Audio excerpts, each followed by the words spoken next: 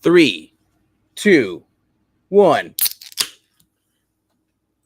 What's going on, guys? It's me, it's RDV, flying solo tonight because Zach decided to be absent-minded tonight. He decided he wanted to watch Thor 4 again.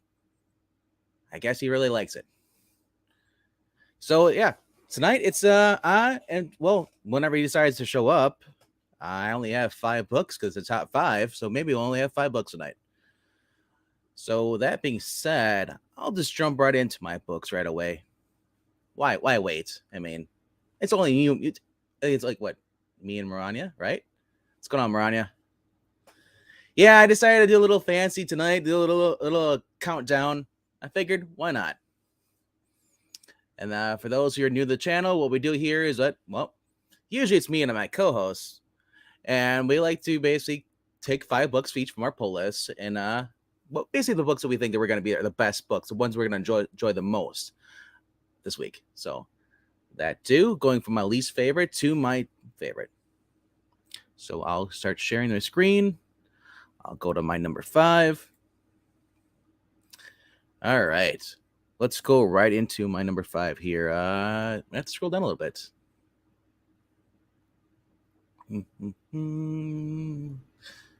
Go further down. That's the problem with some of these books. They get pushed down. They're not as popular. Number 5 is Nyx, number 8. But I actually been kind of enjoying this series, and this week they actually brought in Panther and Vampirella into the book. Christos Gage has been writing this. It's had its ups and downs, and I admit, because I do, as much as I love Christos Gage, sometimes even the best writers take a little dip, and I don't know, maybe because it's only a filler issue, because the main juicy part of the story is getting closer to the end. That being said, we're in issue 6. I have no idea if this is going to be the last. Actually, sorry, we're in issue 8. I don't know when this is ongoing, so I don't have no idea when the last issue is going to be. So hopefully he comes out of this funk and does better. But look at some of the covers right now. Right here, get main cover here. It's all right. It's a little too bright for me. You know, I love my cheesecake, but man, it looks like she's straddling a guy and just stealing his soul. Oof. Yes. The cover I'm actually getting is right here. This is the Dynamite Presents cover. This is actually kind of cool. What it is, I guess, in this story, is what they're taking on an actual, because she's been raising her like her siblings in exchange, to keep her demonic father, because she's half demon, half human. They keep her demon father, for the mad chaos god, from basically trying to take over the world. So yeah. So, and the little write up here says Nyx has been trying to save her siblings from the genetic curse of their demonic and human sides, a curse that could cause the utter destruction. But now a crisis looms as her brother Unison comes into his cosmic powers and threatens to consume all reality. Nyx must team up with their partners from the swinging 70s, Vampirella and Panther, to stop the end of everything. It comes down to, can she kill her own brother? Will she have to? If she's going to have to, if she's going to save the universe itself, basically. Yeah, her younger half siblings, they're all growing fat. I mean, they start when she got them, they were babies, but they're all starting to grow faster. They all have different powers, so that is kind of interesting. But I mean, I just don't want to read a story about a villain. She was an ultimate villain that was obsessed with Vampirella in the main book, written by Tom Sinofsky. And she was killed off. So it's kind of weird. Because Christopher Priest brought her back to life, and now she's like an anti-hero. And that's the problem with a lot of comic books today, is they bring villains back and they're like, oh, now you're gonna read a story about a villain being a hero. We've seen this before. And ironically, you know, one of the books I mean, I guess I'm picky when it comes up my books like that. So hopefully this book gets a little better. Major props for bringing in a Vampirella into this, because so far it's just been like, all right, what's next? You know, and I think Breen already dropped off this. Cover is pre-aged. It's just, I guess they're just taking like, is it a paint? I don't know if it's painted or digitally drawn. This is by a what's his name? Fernando Dagino or Dagnino. Yeah, I mean, but it looks cool though. It looks like an old, a really old Silver Age book. You'd be finding like in a thrift store. That's kind of reasons why I'm kind of grabbing it. But yeah, I mean, there's some other covers here too. I mean, there's always a bunch of covers for these. But we played about Marvel, but I'm like, this is a 1 in 10 Virgin. There's a 1 in 11 Virgin covers. 1 in 7. But there's like K cover, like A through K, as it looks like that way. Yeah, D E F G H I J K. Oh, actually. Oh, so yeah, but yeah, that's my number 5. All right, go back over and go to my number 4. Ironic, because I was saying about villains being turning into anti-heroes. My next book actually is somewhat like that, but he's not really a hero. And he's not really anti-hero. He's just a guy that just wants to be left alone. But yeah. Lethal Protector Venom. Or Venom Lethal Protector, which you prefer. Number 4. All right. David Michelin's back on this. I've been enjoying this. It takes place back there in the 90s when he was writing this. Just like we got right now, Carnage being written by Ram V. This is David Michelin taking his stab at the Venom, and I gotta say, I'm enjoying this way better than what they're doing over with the Venom in the main series. I think it's actually I don't know if it was Al Ewing and Ram V. I think it's just Al Ewing on that book though. I could be wrong. All right, so Eddie Brock has been through absolute hell. The love of his life has found another man. A dangerous cadre of criminals after a bounty on Venom's head. And worst of all, is only Allie. The Venom symbiote is in critical condition. Its anatomy pushed to the absolute limit, and somehow things are just about to get much, much worse. All right, so yeah, this one has a different cover covers. I'm getting this main cover here because it's just cool. It's like it's getting ready to crush the guy's head. I've always liked the classic design with the white on top of the hand. I think they kind of went with that in Kate's run. All right, so then there is this is the John Boy Myers, I believe, right? Does it say Myers? Yeah, John Boy Myers is his variant. If you're wondering who John Boy Myers is, he's I'd say he's famous, but not like super famous, like when it comes to terms like Bob Lane stuff. But he's been around. He's been doing some stuff. He did some work on the Rebirth Teen Titans. He's did a couple of Flash covers here. He was a couple years back. He was on Pope Fire's live stream doing an interview for that. I'm trying to think of that 2018 or 2016 whenever Rebirth was. I actually got the privilege of being on there again to be able to talk to him. It was kind of cool. And he's just a comic book fan, just like we are. So I might get his cover just to support him too. All right. And then we got the Tyler Kirkham covers. This looks more like a tattoo, with the flowers, the skull, the wings. And it looks like, his wife is going to be She-Venom, or it's just a tease. But we do know from the series that she did wear the symbiote once, and then she went crazy and killed herself because of that. And here's the other variant, without the cover, or title. Which I think is a lot better than the white. What do you guys think? Do you guys think you like the gray version? Do you like this version? Or do you like the white version?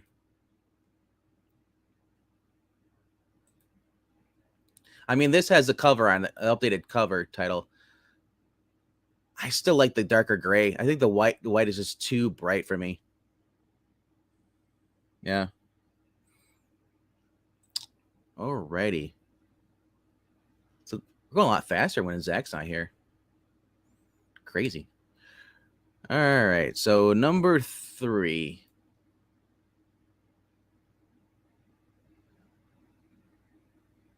Yeah. All right. Number 3 is actually right here. The Flash 784. I wish I actually did cheat a little bit today. I actually read it before I came on the stream. I wanted to catch up from last week.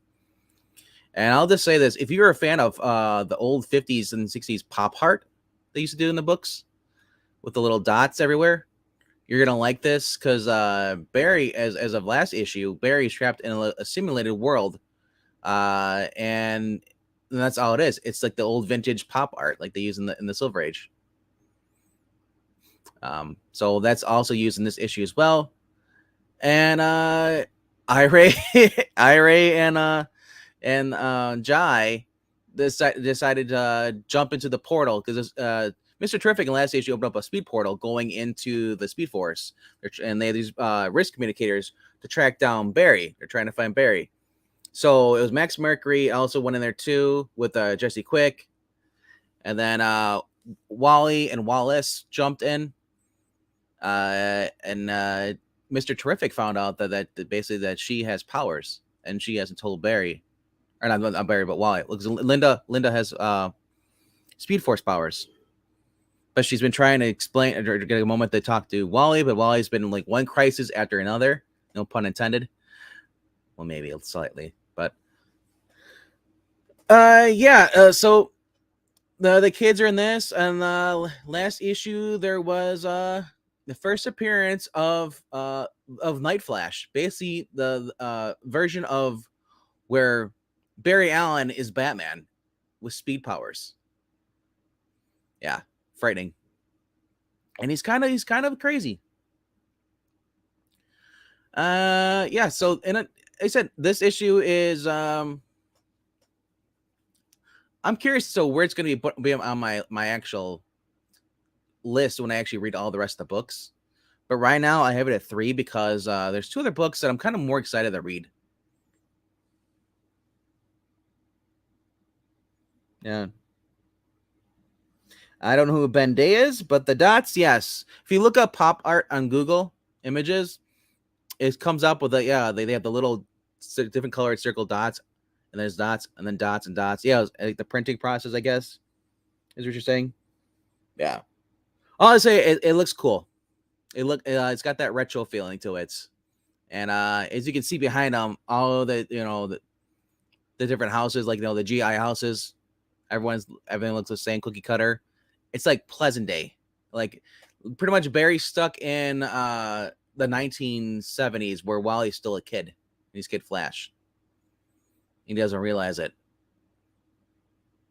and so then in this issue, basically you get Wally versus Barry in a showdown as well, and because Wally is mistaken as Reverse Flash by Barry because Barry's under some kind of hypnotic trance.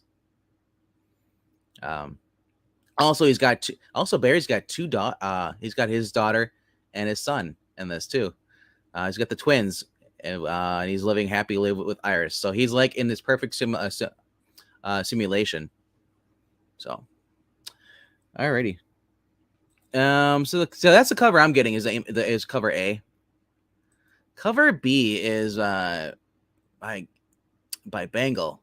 This guy, I guess that's his only name. His name is Bangle. There's no first name.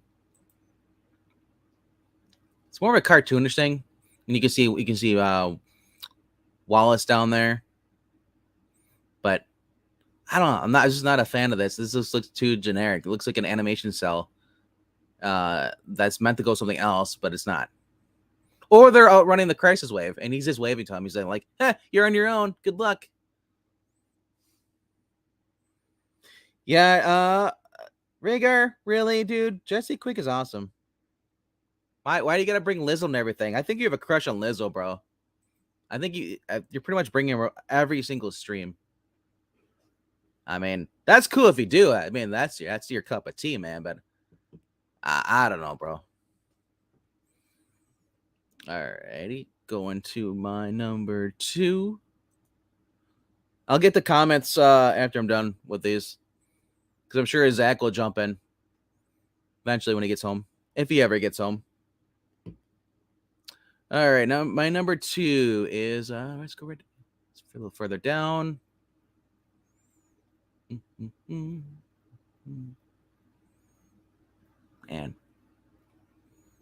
where is it? There it is. Life Zero, not Life Force, but Life Zero.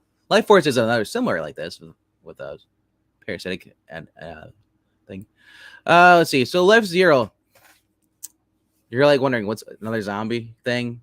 Well, to a sense, it is, but they're not. But they don't eat you. They don't tear you apart like normal zombies.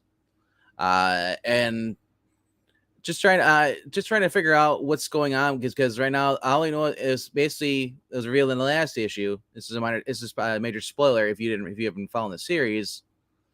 So, but yeah, the government rushed development. This scientist was working on this nanotypes, or basically bots that basically could attack anybody they want to and turn them into a weapon. And the government wouldn't leave this guy alone. He thought he was gonna, and he ended up they interrupting him, and the nanobots got loose, and it basically went across this city. Now, as far as I know, it's not across this. Nobody else in the world has been affected, but it's basically contains this one city, and it's up to this guy. He's a former leader of the team, and his I guess estranged wife. They didn't say if they're ex-wife or whatever. They're still married, but because this book has been up and down. Like his daughter was shot in the second episode or second issue because she'd been bitten. One of the guys had shot her. Turns out that just because you're bitten doesn't make you turn. It doesn't work that way. Because the wife was bit in one of the issues, and you hear a gunshot. It's all you see, or you basically see a flash and it says gunshot. No, and then the next issue, it's turned out that that she's not dead. Like, so I don't know. You got Marco Cicchetto on here. You got Stefano Vietti. The write-up for this is a thrilling new adventure drawn by the artists of Marvel Comics' Devil's Reign and Daredevil, Marco Cicchetto. At the limits between science fiction, action, and horror is Life Zero. Captain Derek Shako, or Shako, whatever you want to prefer. You've now heard it both ways. Has had to make some tough choices to keep as many of his people alive as possible, but some of those choices are about to come back and haunt him more than any zombie outbreak ever could. Cicchetto is doing the cover right here. As you can see this. I've been loving the art's been good. The story's been good too. And it's just a breath of fresh air, like this, to see something that's not being taken over by woke politics or any purely stupid politics at all. Right or left. This book is basically like right down the center. And if you're not a fan of zombies, I can understand. It's okay. This is more based on the humans than the zombies. I really don't want to call them zombies, but it's basically like Army of the Dead. If you think about it, last issue, one of the girls, the teammates who they thought was dead and left the parking garage, turns out she's been like stuck to this wall by this nasty like mutated thing, like come on, like Resident Evil, like so this thing stuck to the wall, and then here comes this big alpha zombie coming in, and she's you see her screaming, and then that's it. They cut to the next panel. So. All right, and then let's go here. Let's go to this is actually some of the other covers. This is the X-Men little parodies I've been doing. So I might collect these at a future date, but I've been just mainly getting the main covers by Cicchetto. All right. Look some of the comments here. All right. Looks like we got a top 5 from Undead Quinn. He's saying Faithless. The third. Number 6 is his number 5. His number 4 is Bunny Mask, The Howl Inside. Issue number 3. And then he's got for number 3 his Alice Ever After, number 4. He's getting the cover B by hands. All right, and then he's got his number 2, which is Fireman number 19. Nanomachines. I mean, there's nanobots. I've heard. There's so many different ways to say that word, or as far as describe it. Nanobots, nanomachines, whatever. Yeah. Yep. Yeah. The big 2 cover variant. This is like I said, Zach's been really been a fan of this. Ray, you're asking what happened to Zach. I said in the very beginning, Zach decided to be absent-minded. He basically became a blonde today, and made plans to go see Thor #4 instead of forgetting that he had to do this tonight. So I had to push it back to 9:30, and he's still not here. Still not here. He's like, go ahead live. I'll be here. Don't worry, I'll be there. 20 minutes later, still not here. Cover C by Nieto. I mean, these are all kind of cool covers. If you think about it, I mean, all depends what your artistic style or taste is. But I love the rain dripping on here on his glove. Going here. And then here's the other. This is cover B by Horek. The little diner with a little fire going on. Some zombies. But yeah, it's only $3.99. It's decent, and it's like I said, you're getting good art. You're getting a good story. I'm hoping it keeps going on because I was afraid it was gonna be like a 6-issue limited series, but I hope it goes on. I want it to go on at least to 50. Keep stretching it out. All right, that was my number 2. All right, quick little recap for those who missed it. My number 5 was Nyx. Number 8. Number 4 was Venom Lethal Protector. Number 4. Number 3 was The Flash 784. I just did Life Zero. Number 6. Number 1 is, it's no surprise, is Batman versus Superman World's Finest. Number 5. I'm going with the main cover here by Dan Mora. Mark Waid's been killing it on here, and usually that means something else when he's writing crappy books or virtue signaling. But man, Arnie, how could it not be number 1? I'm getting a good Superman. I'm getting a good Batman. I'm getting Supergirl in here. I'm getting Dick Grayson as Robin. They're going against a new villain, and yeah, like I said, it's you get the classic villains. You're getting great art, good storytelling. Whatever your feelings are for Mark Waid, put it aside. Just pretend he's not even writing this, and just read it. It is good. It is vintage DC. Man, Marvel's got those throwbacks. DC has World's Finest. That's their throwbacks. And I gotta say, I'll read this over any of the Marvel throwbacks, even by Peter David. This has just been that fun. And you get to see the little humor, like, between Superman and Batman. So the classic team up. All right. And then here's some other covers. Some of these other covers are kind of weird. This is the Francesco Mattina. It's all right. I'm not a fan of how they draw Batman looking like Hawkman with the nose and the collars, or I guess the pointy ears. Superman looks pissed off, looks angry. He looks like he's roided on like, oh man, I don't know what the hell he's around, like some kind of steroid. Not a fan of that cover.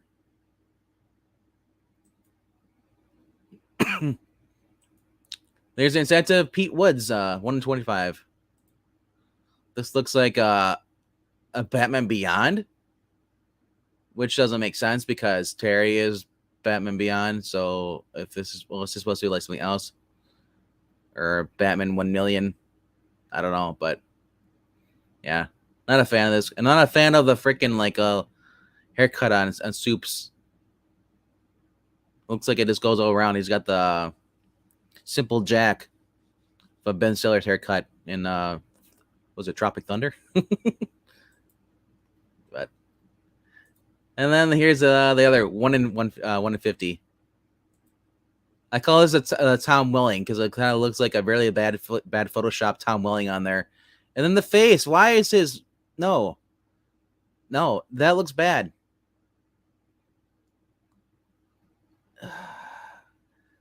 But someone's gonna pay money for this for a 1 in 50. Ugh. Hybrid Black Panther outfit. Yeah, it does.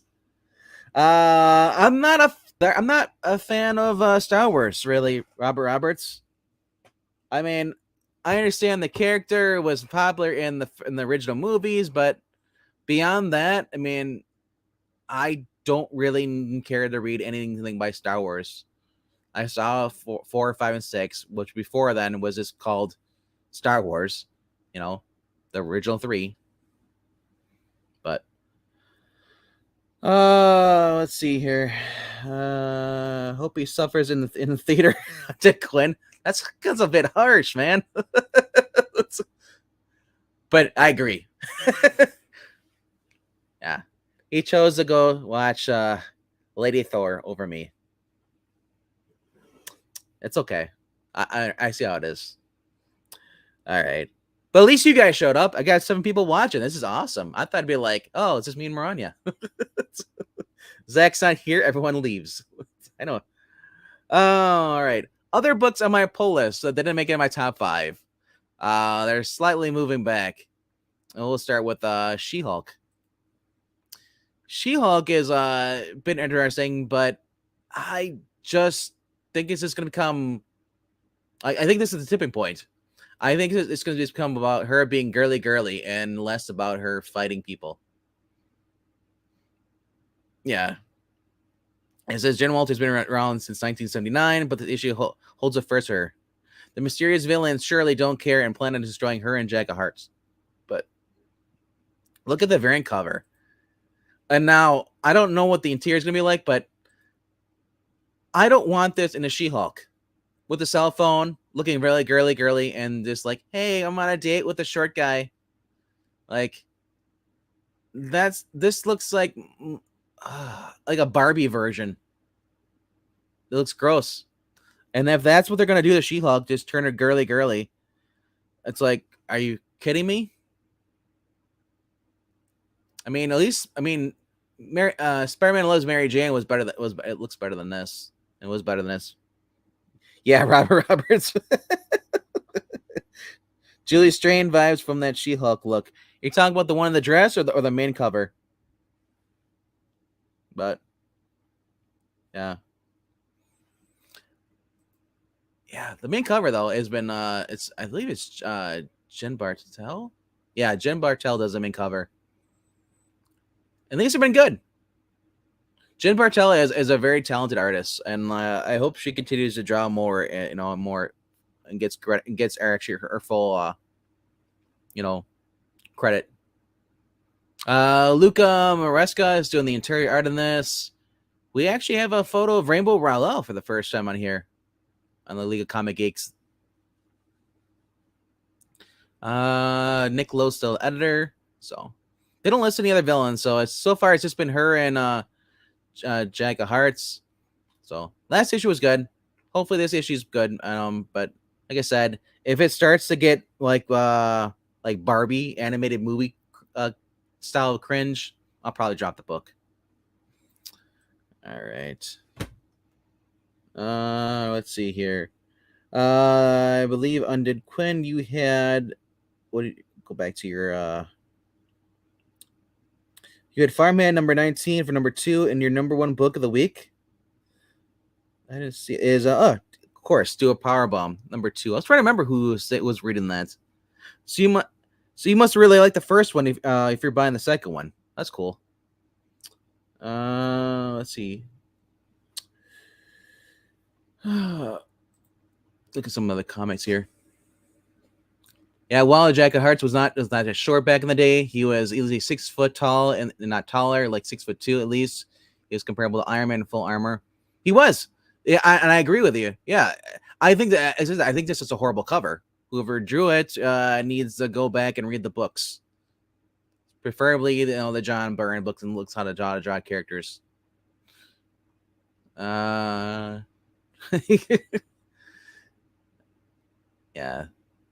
Peter Dinklage will be playing the Jack Hearts.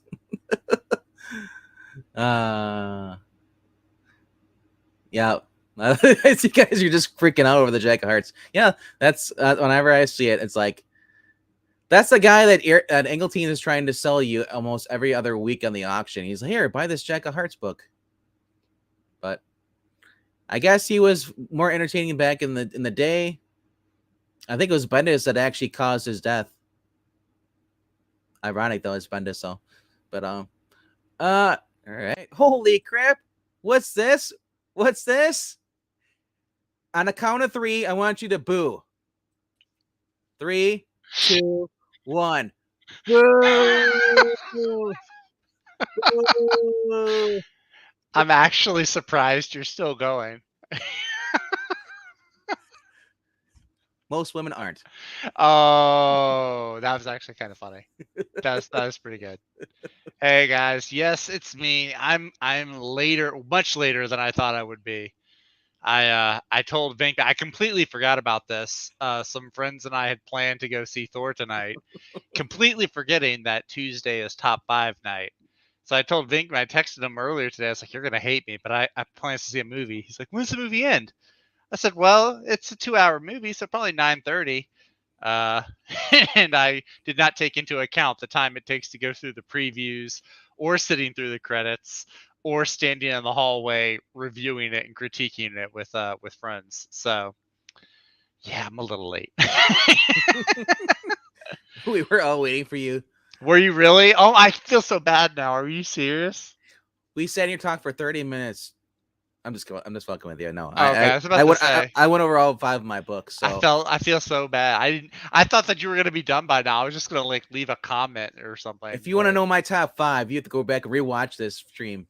I'm not telling you. That's fine. I bet you I can guess. I bet you. Well, no, I'm not gonna do that. I'm not gonna bet or guess. But well, so wait, why are y'all talking about Jack of Hearts? We're talking about honorable mentions for books that aren't on my top 5, and She-Hulk was the one we talked about. Okay. Now, see, if you would have been here, you would have known of that. Instead, you went to go see Jane Foster, Thor, Chris Hemsworth, Thor. Actually, I liked it better the second time. I did like it better the second time. It still has too many jokes, but different parts hit different the second time. Yeah, right. I didn't break down and cry. I did feel bad. I did feel really guilty. I do that. I feel guilty when I let people down or don't. No, he started to say I broke down and cried. See, that's why. You broke down. Oh. So now I know that he's just a liar. Every comment's a lie because I know that's a damn old lie. I have been questioning up at this point, but now everything he's gonna say is gonna be a lie. That's okay, but he says okay now, kick Zach. Go ahead. Liked it better the second time. That's what she said. All right, see you later. He actually did it, the bastard. I did, Glinzer. I actually did like it better the second time. Maybe it's because I knew what I was getting more. I don't know. My sister, who I was sitting next to, and one of my friends, I was on the other side. They both really liked it. So. Marania, that is true. Bendis did the Heroes in Crisis. No, it was Heroes no, it was Avengers Disassembled. I know, but he caused the death of a few Avengers by having them explode. He did. That's what Wally did. Remember Wally? Well, he killed Scott Lang, and who else was it? Vision died, but that was because She-Hulk ripped him apart. She went crazy. There was somebody else though. There was a third. Oh well, Hawkeye, but I don't think Jack had anything to do with that. I know that Jenna lost all her radiation. As it's recapped in this book. That was in the Jeff Johns run. That wasn't in Disassembled. In Disassembled, she goes like, you remember like when she was like super roided up in Jason Aaron's Avengers? That was kind of what happened to her, and she rips Vision like in half. Kind of like what's his name? Sentry does to Ares, just like. Yeah. You remember how they used to write her? Like I almost got like a vibe back in the day when they introduced Red Hulk, Red She-Hulk. Yeah, she was almost written like Rosario, like a Dawson like personality type. Was she? Yeah, she had a more like, I don't know. She just didn't. She wasn't Whitey McWhitey like sometimes they write her. Betty Ross, you mean? Well, no, I'm talking about She-Hulk. Are you talking about Red She-Hulk or regular? She-Hulk? No, when they introduced Red She-Hulk and then she fought against She-Hulk. Oh yeah, well I guess you kind of do have. She-Hulk was more like more like hip hop or more Like she's a more cocky, you know. Mm, And then she got her butt kicked by a Red She-Hulk. yeah. Well, they're both Whitey They're McWhite. both Whitey McWhite girls. I mean, Betty Ross is just like Jennifer Walters. I mean, What is Whitey McWhitey? Well, take a look what he's wearing. it's light blue. It's not light blue. It's sky blue. This is not It's white. that it is white. It's white. It looks white when the light from the bulb is shining on it, but it's light blue.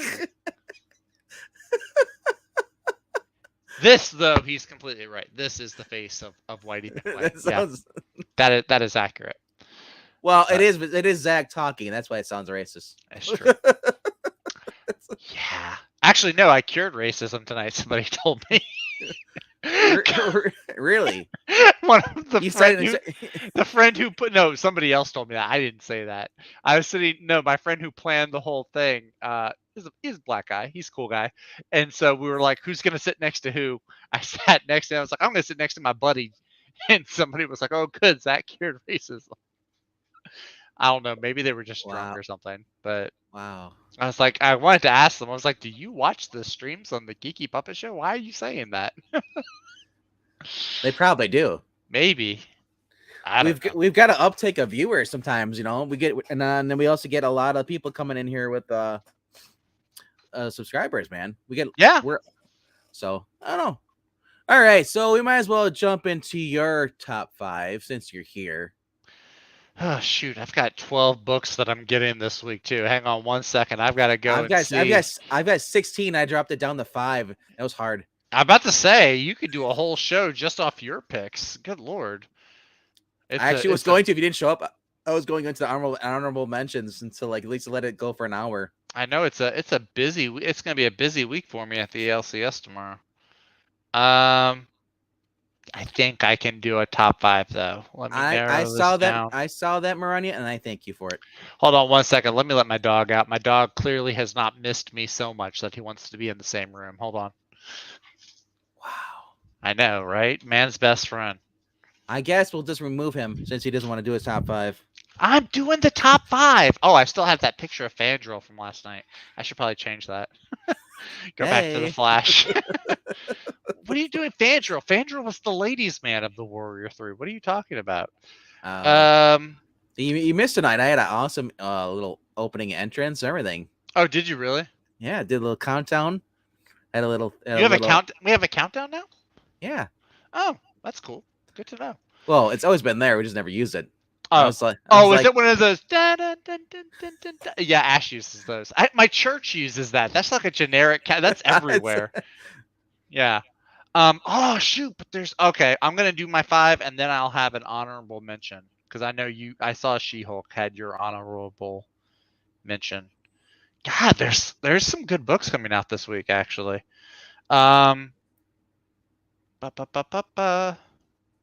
Actually, I prefer Fandral over Balder. Balder just became like maybe it's because Fandral's like Errol Flynn. That's why I like him. He's the swashbuckling debonair. He's like he's basically Oliver Queen in the Marvel universe. Essentially, this is true.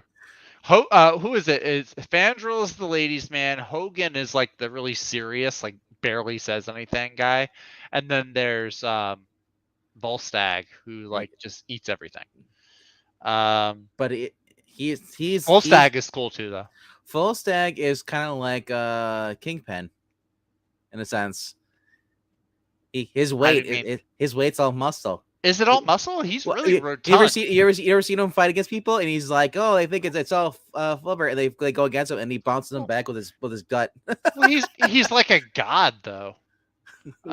Maybe that's why. God, this is hard. That's what she said. You wish. Yeah, I do sometimes. You got me self-roasting myself here. Here we go. Okay. Didn't take long at all. All right, so I'm gonna be shut up. I'll do my honorable mention first. And my honorable mention, are you gonna? I guess you've got it pulled up right there. My honorable mention one is gonna be Skybound X number 25. Nice. This one I am actually really excited for. I hate that I had to bump it to honorable mention, but because I did enjoy most of the Skybound X limited series. And it's also funny that it's just meant to be a 5-part miniseries, and then all of a sudden Robert Kirkman's like, "Hey, here's a number 25." But yeah, it's got Battle Beast too, so I think it's going to be a lot of Invincible, or it's going to have a big focus on Well, Invincible. it's a first. It's gonna be a first appearance of new ongoing series. Oh, is it really? Oh, okay, Yeah. gotcha. So I looked at the characters. All the characters I saw that were mentioned were from But it's gonna Invincible. be Battle Beast having his own Hmm. ongoing series. Oh, that's awesome. That's He's cool. introduced Invincible, and Ryan Ottley and Carmen Kirkman are doing the story and the art.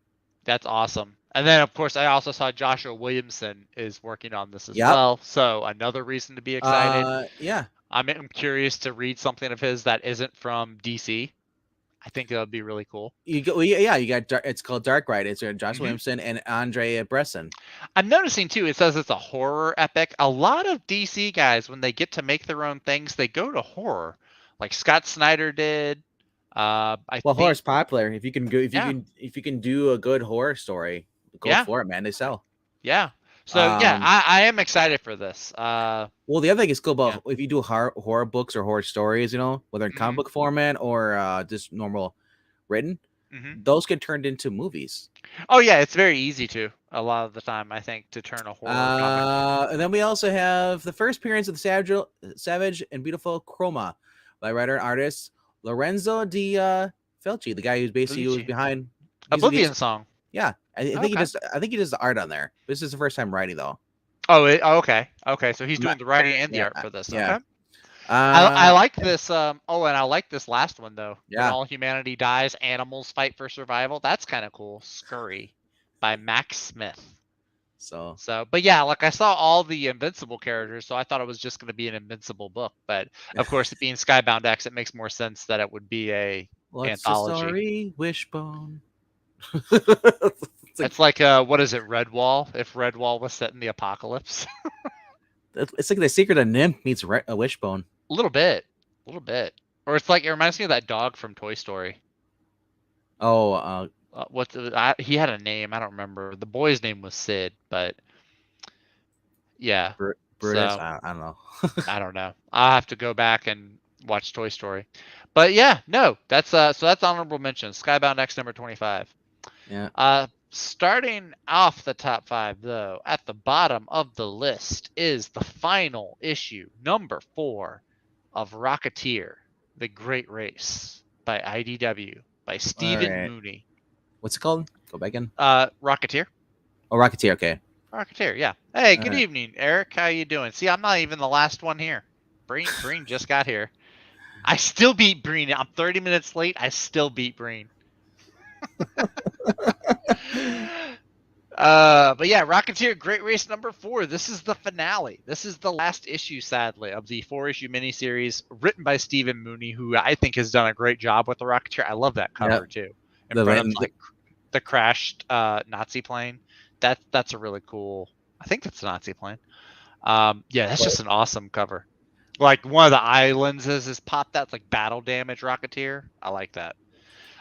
Yeah, this has been a really fun story though, where he's been off on this cross country.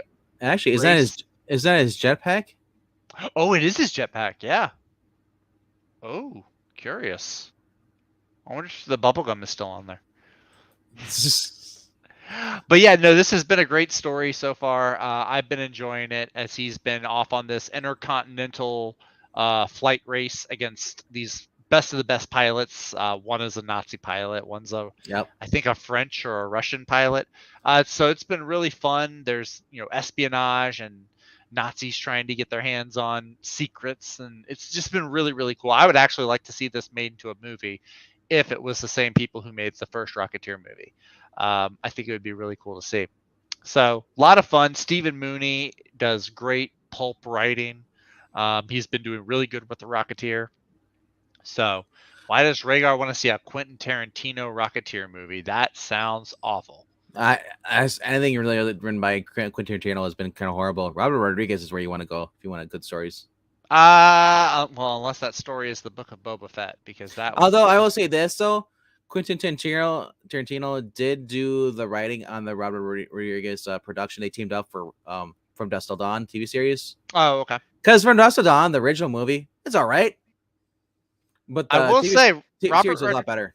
Robert Rodriguez did do the Predators movie, and I do enjoy the Predators movie a lot. So this is the cover I'm getting. That's a cool cover too. I like that, going with the My only Stars and question is, Stripes. and Yeah. like I know it's comic book, you guys suspend your comic logic, because if this was real, Yeah. his whole entire like ass would just be burnt from this 3rd-degree burns. Oh, of course. Also, his head would probably fly back and snap his neck. That's true. I mean, it's a comic book. Come on now. But yeah, this is the final issue, sadly. So if you've been waiting for a trade paperback, that's probably going to be the next thing to come out. It better be a hardcover trade. That's all I want. Hardcover, yeah. Oh, And I would just want this as the main cover. that is a nice one. That's a cool one. I'm probably gonna get the other one, the cover A, but I mean, I would have that as a hardcover. It'd be cool. oh, for a heart, yeah, that would actually make even a cool poster. To be honest, take out the Great Ray, like do like a Virgin variant of it. Yeah, That'd be an awesome poster.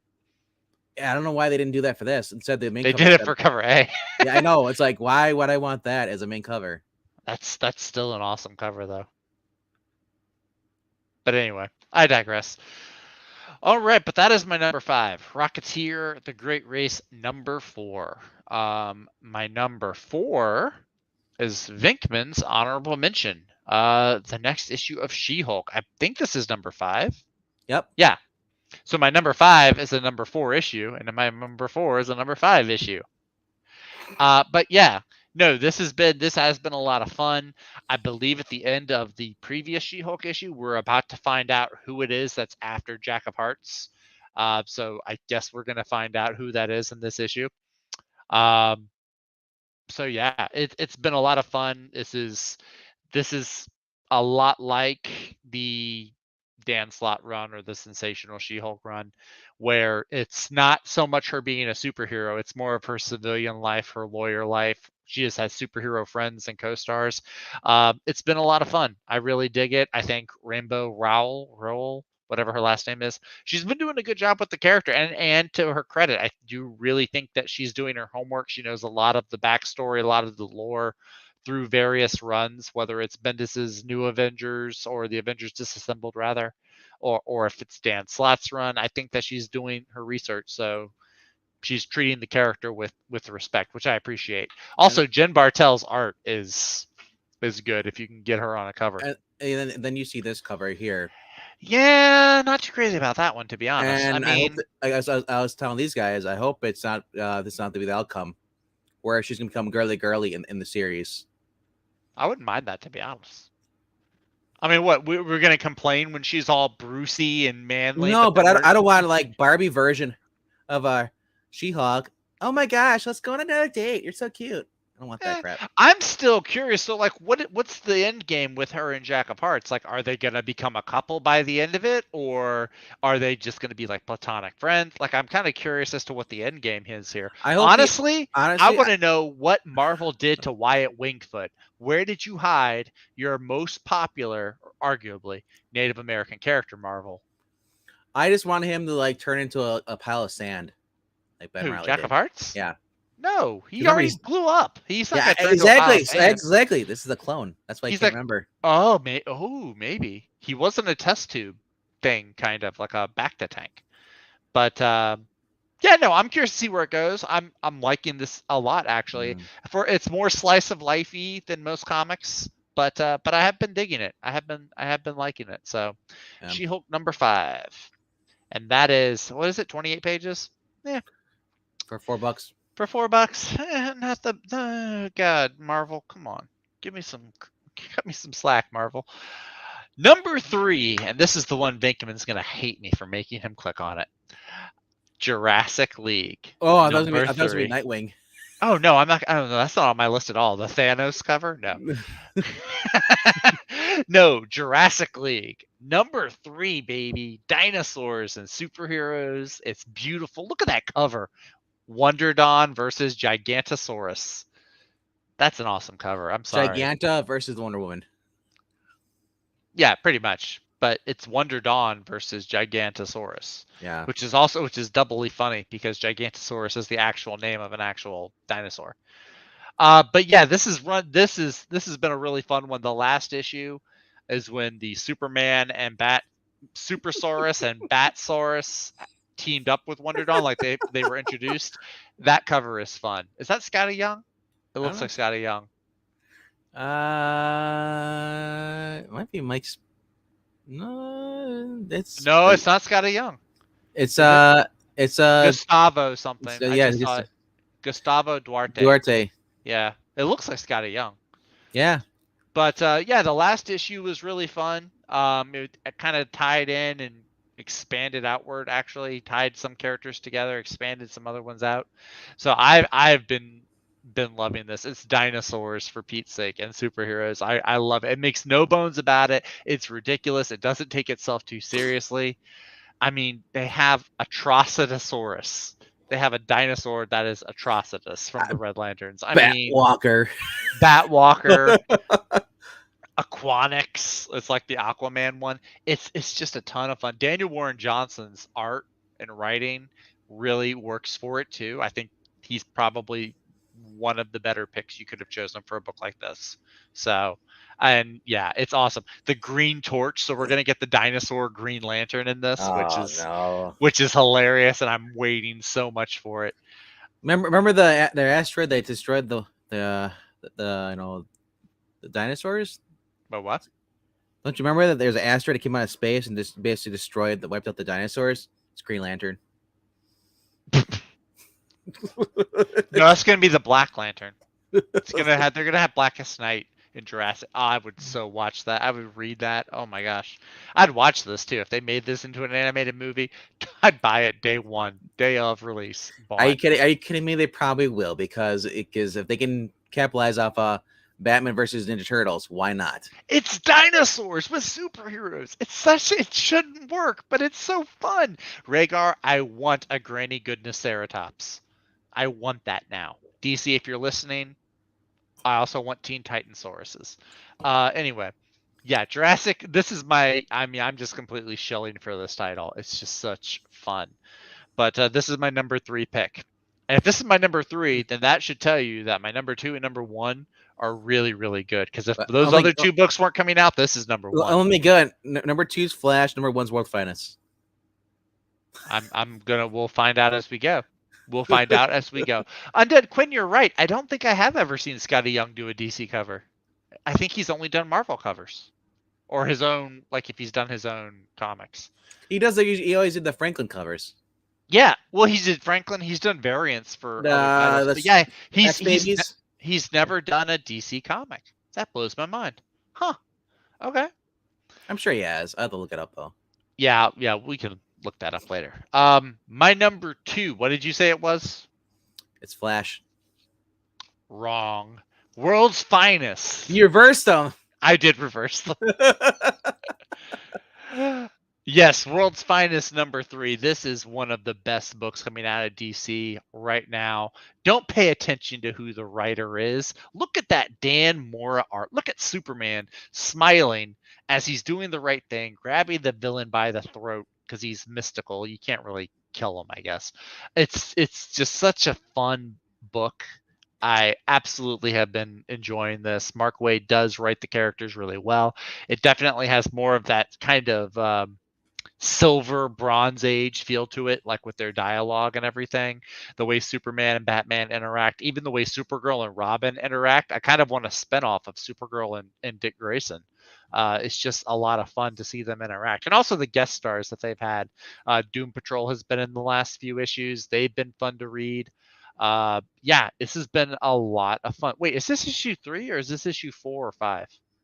I think it's 5. Issue 5. Why did I say it was number 3? It's number 5. Get my numbers all mixed up.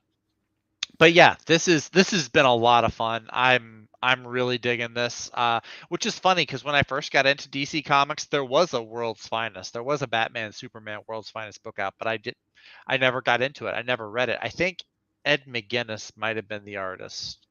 I can't recall.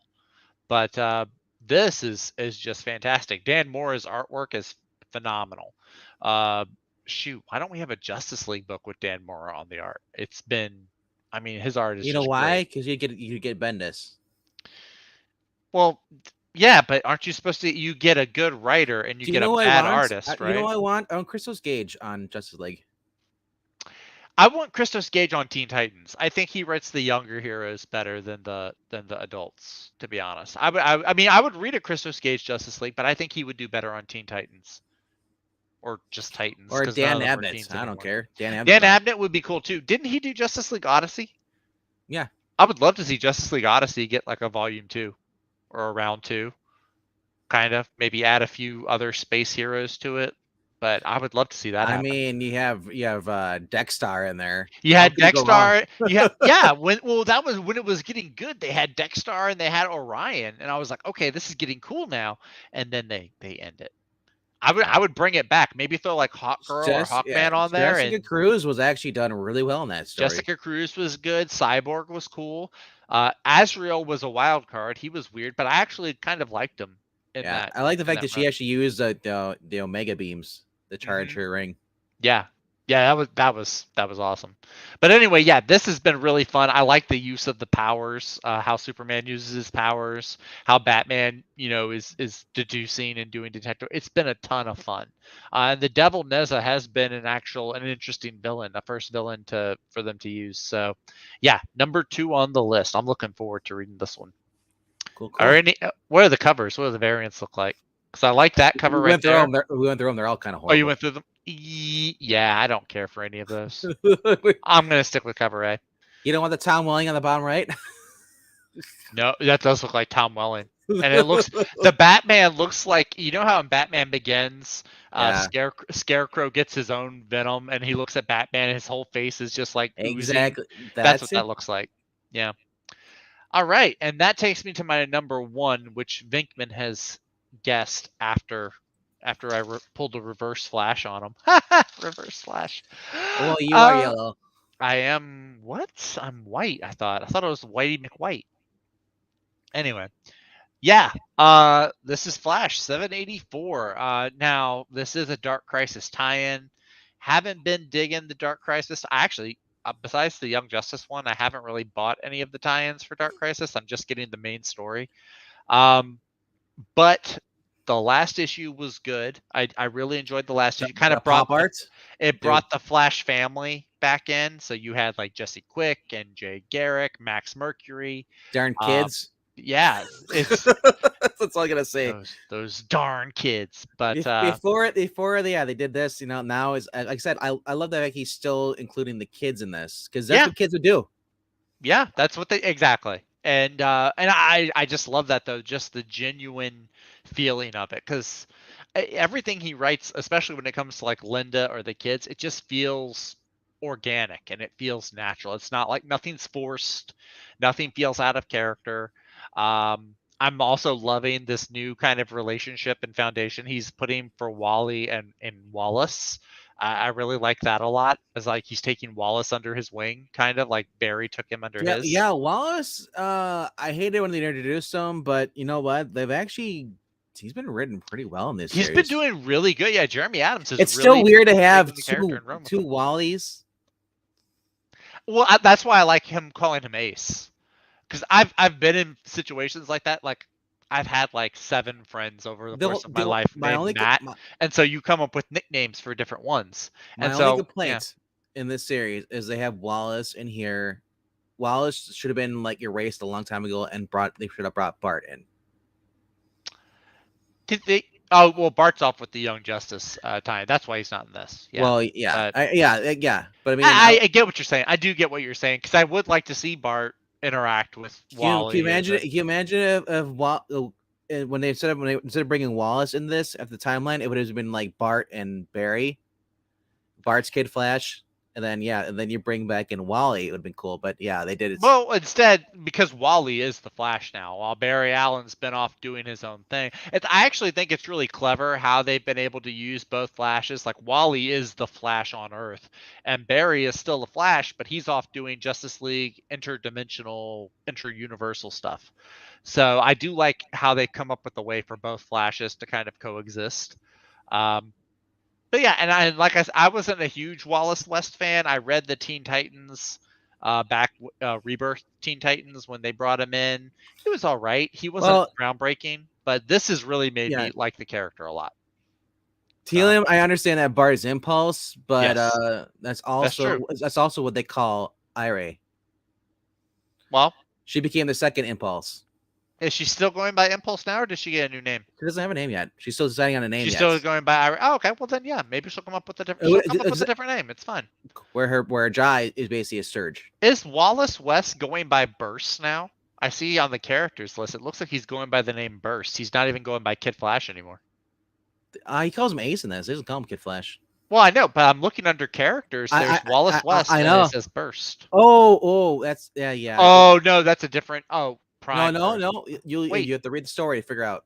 Find Oh, out. okay. Have you read it already? Yeah, I read it. Okay, well, don't spoil it for me. It is good though, and let's just Okay, say good they're to know. bringing the last issue. They had the pop art. They brought that back.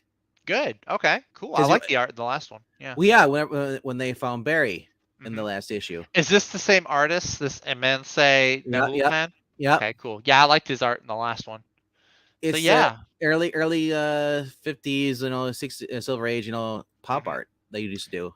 yeah. That was neat. And look, this is 32 pages for $4. I think And you're that's getting a much better value. That's what drew me into the Grant Morrison's run on Green Lantern in those very early issues. Mhm. He had an issue where it was all like vintage pop art, the whole entire thing, because he was on that world where it looked like that. So, and that's what Barry's stuck on a world like that. Yeah. It's basically Pleasantville. Interesting. Well, and again, this is why I hate the whole when they did Death of the Justice League. They're not dead. They just Pariah went and put them in Dream World, and they basically ripped off the whole Black Mercy thing. They're putting them in situations that I guess are supposed. Barry never joined them, did he? I guess not, but maybe Pariah put him in there because he knows Barry is a member or a founding member of the Justice League. Maybe. Well, the last time they went against Pariah, he died didn't he? Yes, he did. That is true. But this is Pariah. He's got cosmic awareness. I don't know. Because I got a book this week and it has Parallax in it, and then that's also those a new book or a back issue. A back issue. When I showed you. Oh, okay. Yeah, show. Oh yeah. You did show me that. Yeah. As one of the Crisis books, and where Barry dies. Mm-hmm. Yeah. Dang. Oof. But this is probably, if you're not going to get World's Finest, if you just get one book from DC, I say it every time there's a new issue. Flash is the DC book to get. Jeremy Adams does an amazing job. I would say can't go wrong. Yeah, I would say out of any Marvel or DC, the big two, that's the only book you should be getting is Flash if you're looking for a book. Whether Flash is your character or not, Flash really wasn't my character. Was never really mine either, to be honest. Wally West, I liked Wally West a lot from the cartoon. And then when I read New Teen Titans, I really liked his Kid Flash. I went from reading Spider-Man into reading a little bit of Wally West back in the day, but never really was attached to the character that much. I was always Spider-Man. Yeah. So then when DC did all this crap, I left comic books, I came back and I started reading I read 80 issues of Flash just to catch up. So because for those who remember, Angleton used to, or Angletine, or whatever you want to call him, Mr. E, the one that shows up, not the other one. He's always gone. But anyway, on his channel, he used to do on his channel on Monday nights. We've got issues and we review the new books. But then he got so, I guess, bamboozled, whatever, or messed up, where he basically doesn't have time to read new books. Oh yeah, well, his backlog. Got filled up. Yeah.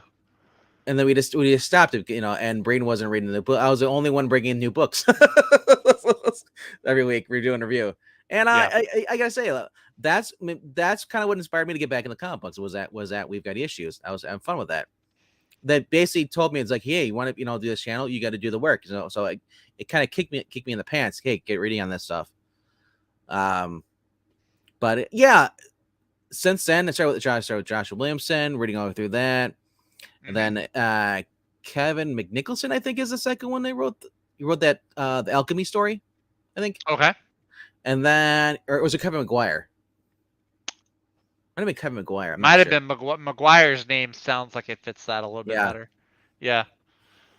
But yeah, no, Flash is honestly, since when did Williamson take over? Was that New 52? Or was that Rebirth? Not sure. I know he's been on it since Rebirth. He might have even been on it since New 52, unless I'm thinking of someone else. Might have been no, Francis Manipool was the artist. I think it might have been Williamson. But yeah, I mean, the Flash has been.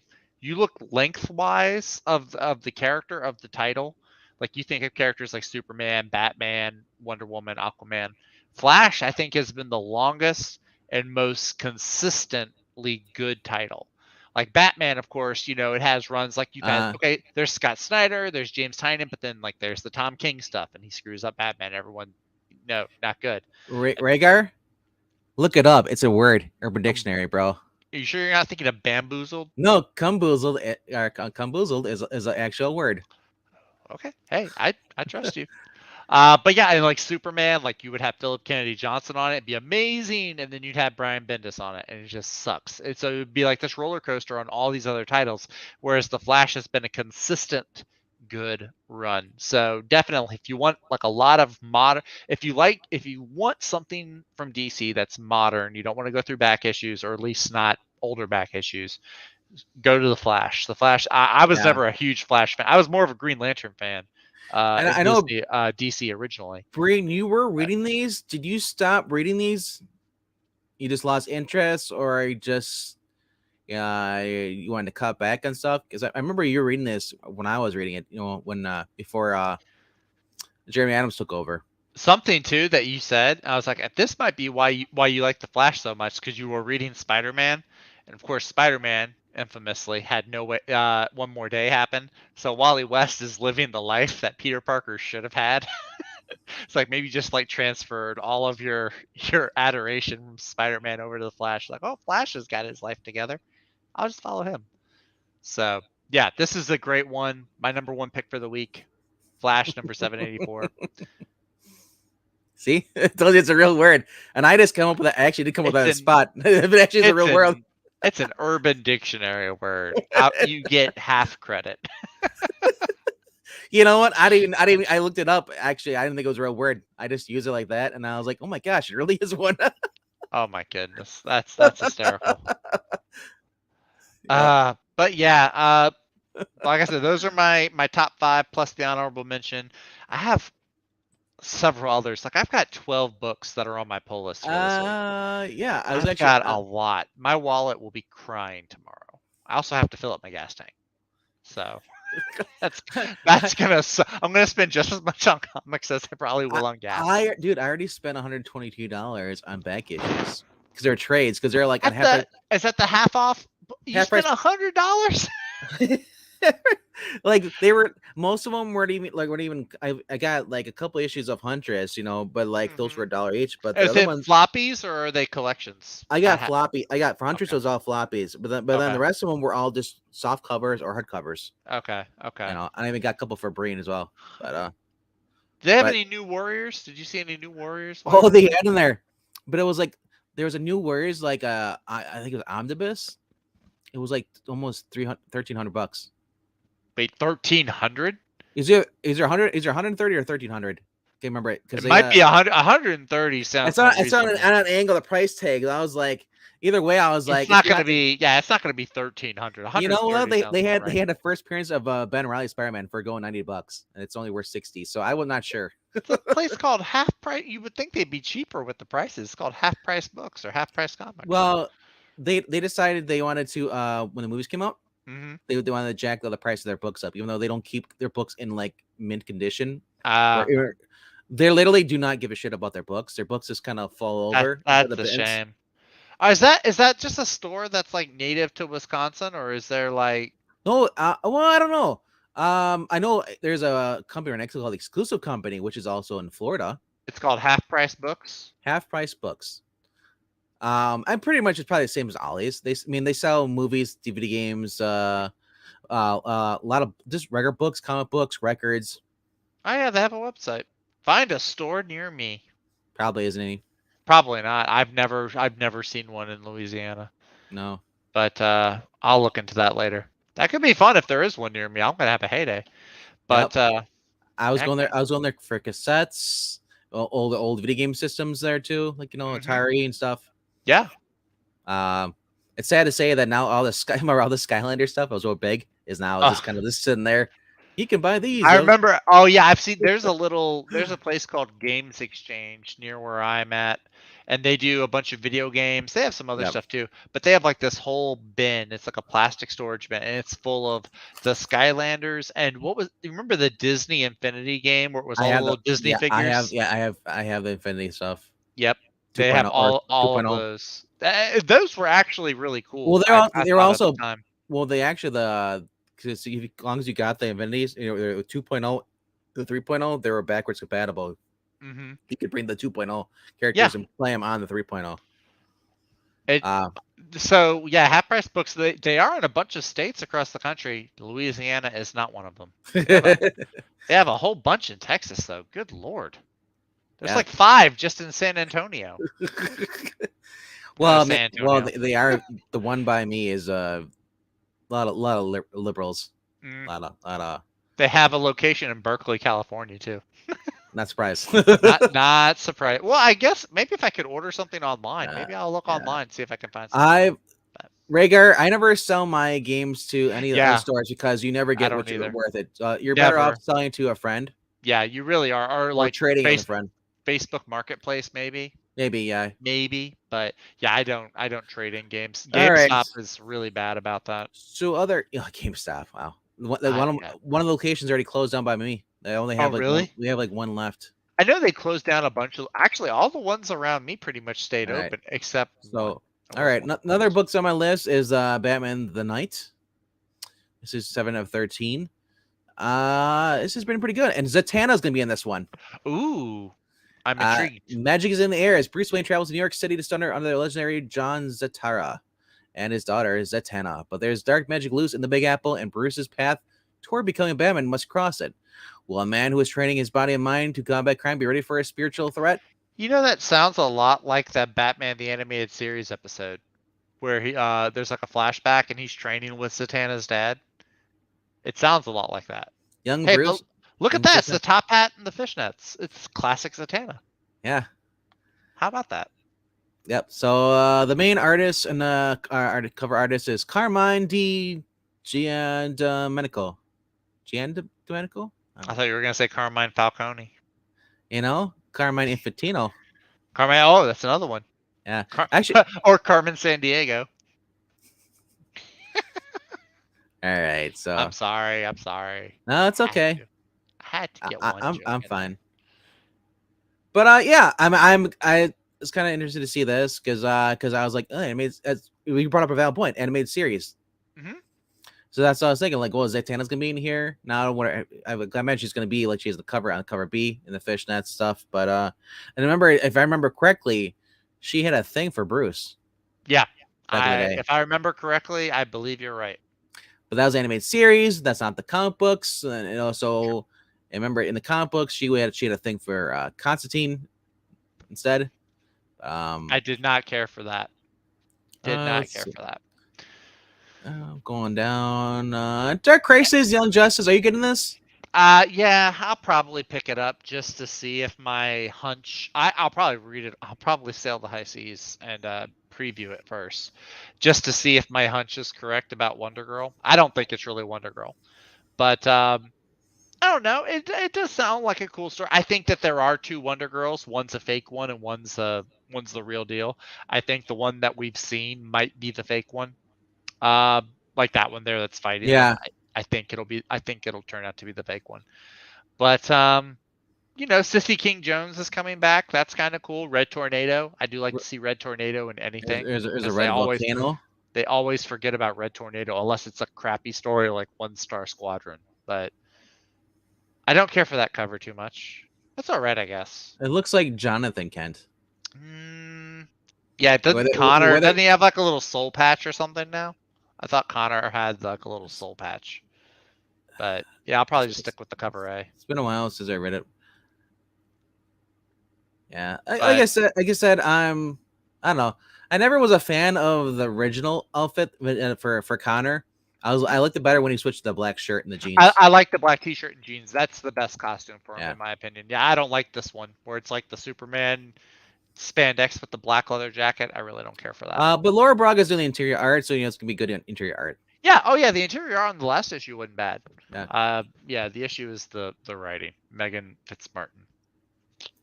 Sorry, but yeah, I'll probably pick it up if I don't Yeah, have too many other last books. ish they were saved by Cassandra Mark, so the cover That's means true. it's probably not the one they think it is. Probably, yeah.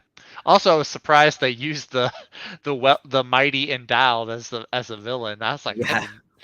Who on earth approved this in this modern era of comics? Let's see. New Fantasy 4 #2. That's on my list too. I am getting that one for sure. I like the Walk Human Torch on there Walking Dead #43 is another on my pull list. with the governor. Deadpool is on there too. No, we got bad blood.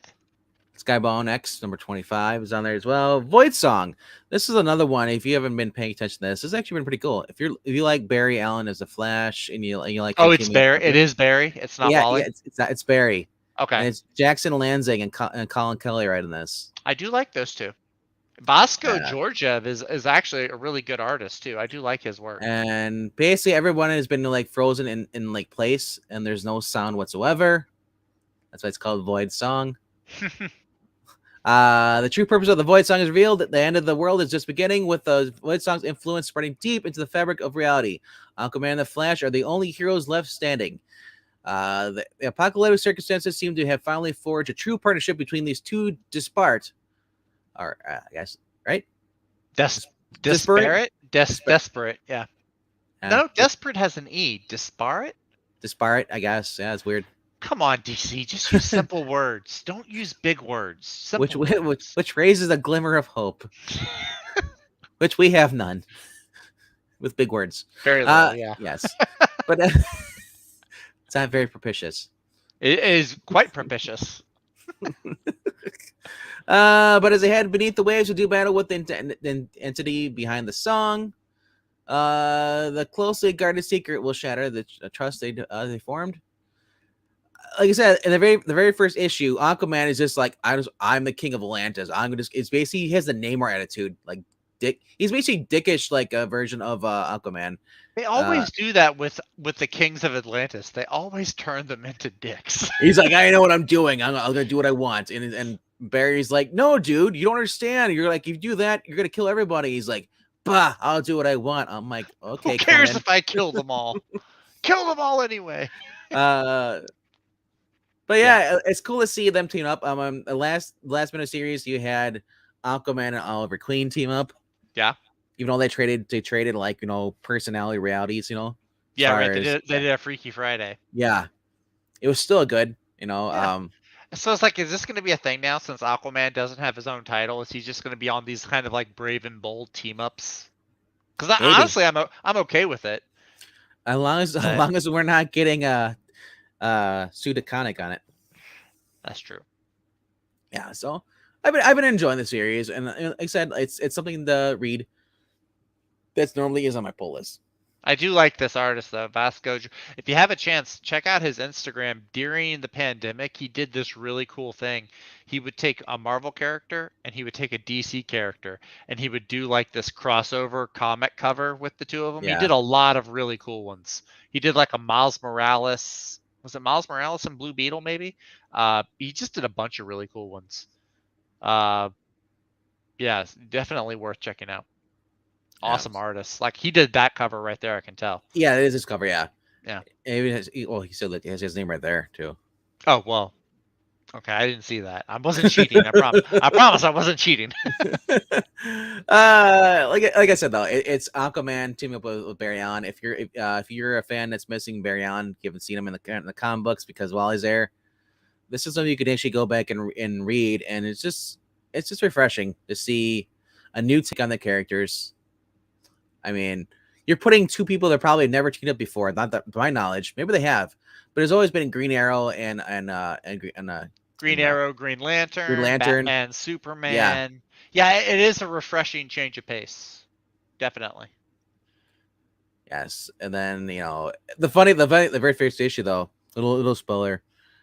When everything happens, it's only Aquaman and Barry that were on the Flash that can still move around. Mm-hmm. Maybe because they were what happened is that this tune, the aliens came in the world, invaded the Earth, and they played this tune, which basically everybody heard the music, and then basically they froze in thing. So of course Barry's thinking like, oh crap, did I run too fast? his nightmare, in this kind of sense. But because they were too busy doing other things, they were like Aquaman was in the depths of the ocean, but he didn't hear it. And then you had Barry was running. He didn't hear it either because Speed Force helped him. Mm-hmm.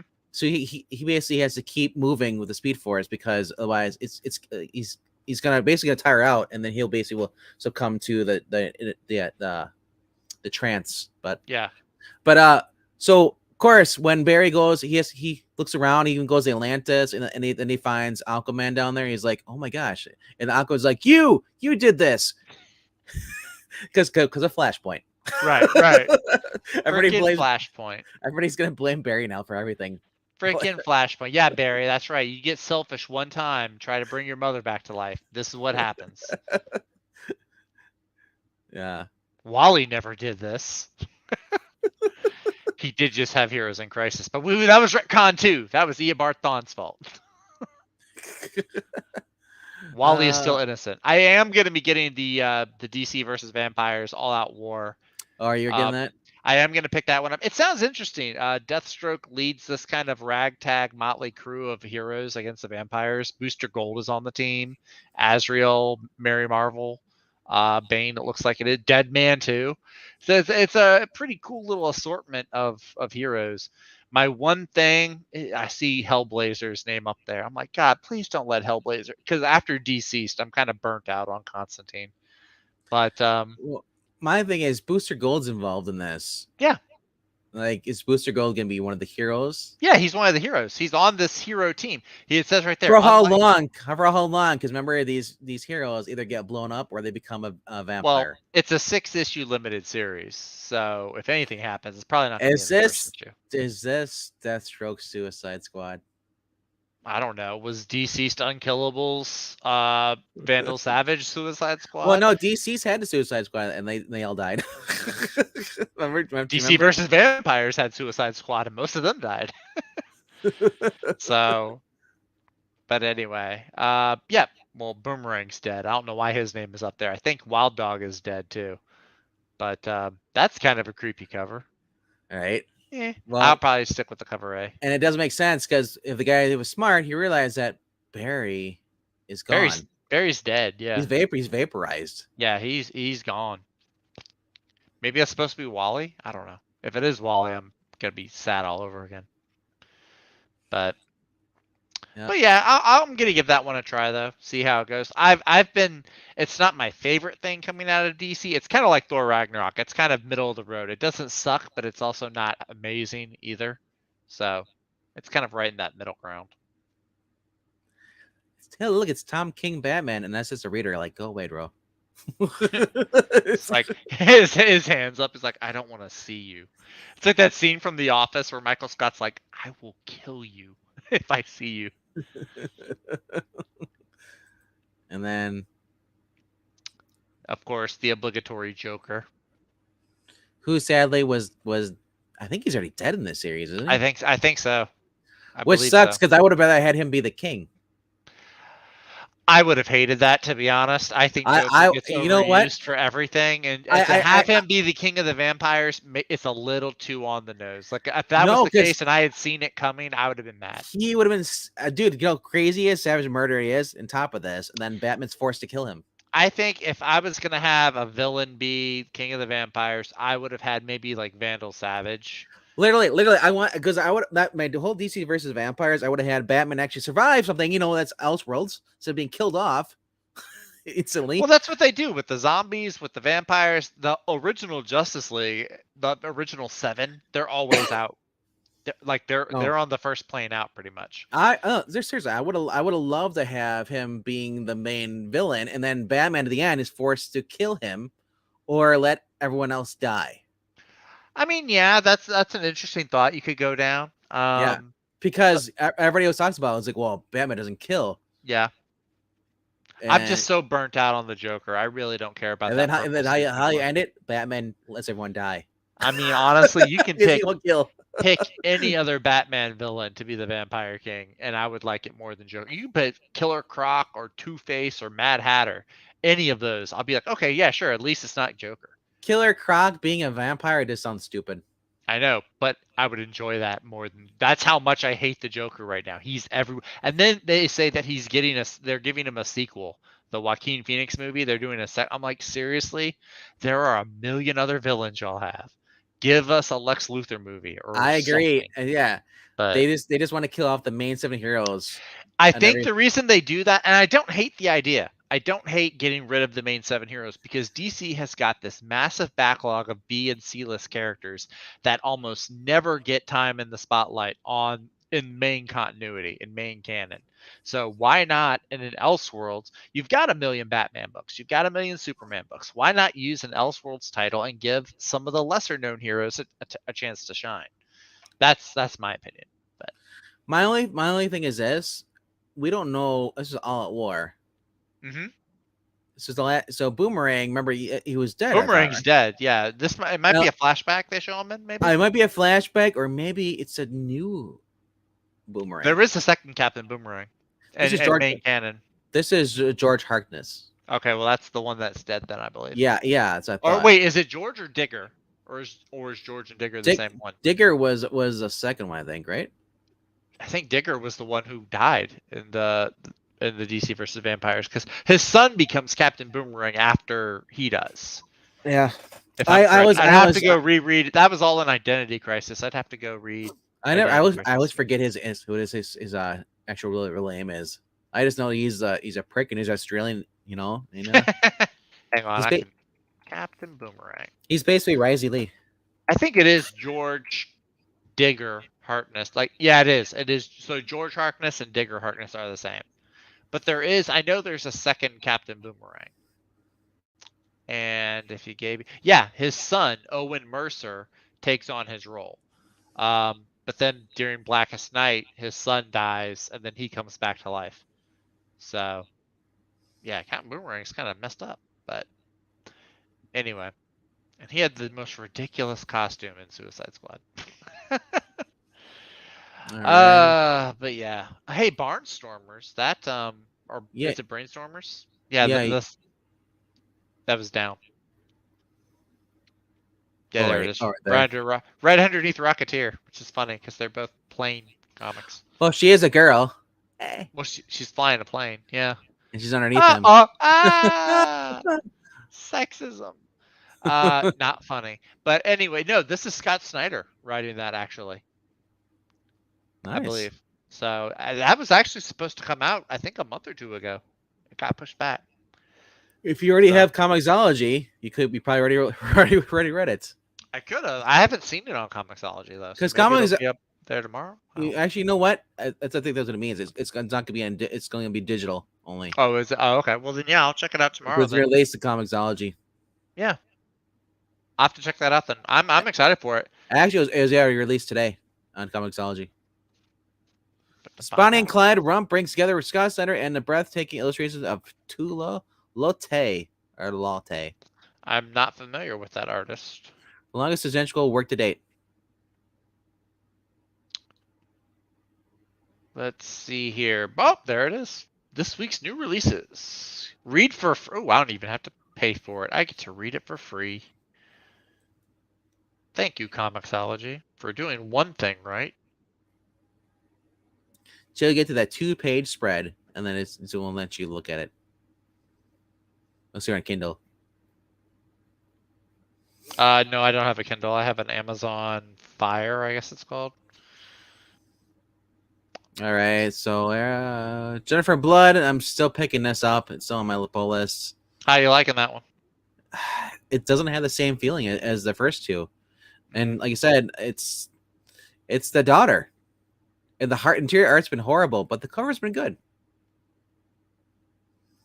It's the final Deadly Showdown. It's the last book, finally. Okay. It's probably getting. I think it's the last one. It says, let me look. Yeah, doesn't show anything else. I bet you got canceled because of the fact that it's not Jennifer Blood. It's her daughter who hates her mother. Right. And ends up being like her mother. Doesn't Even make though she sense. hates her.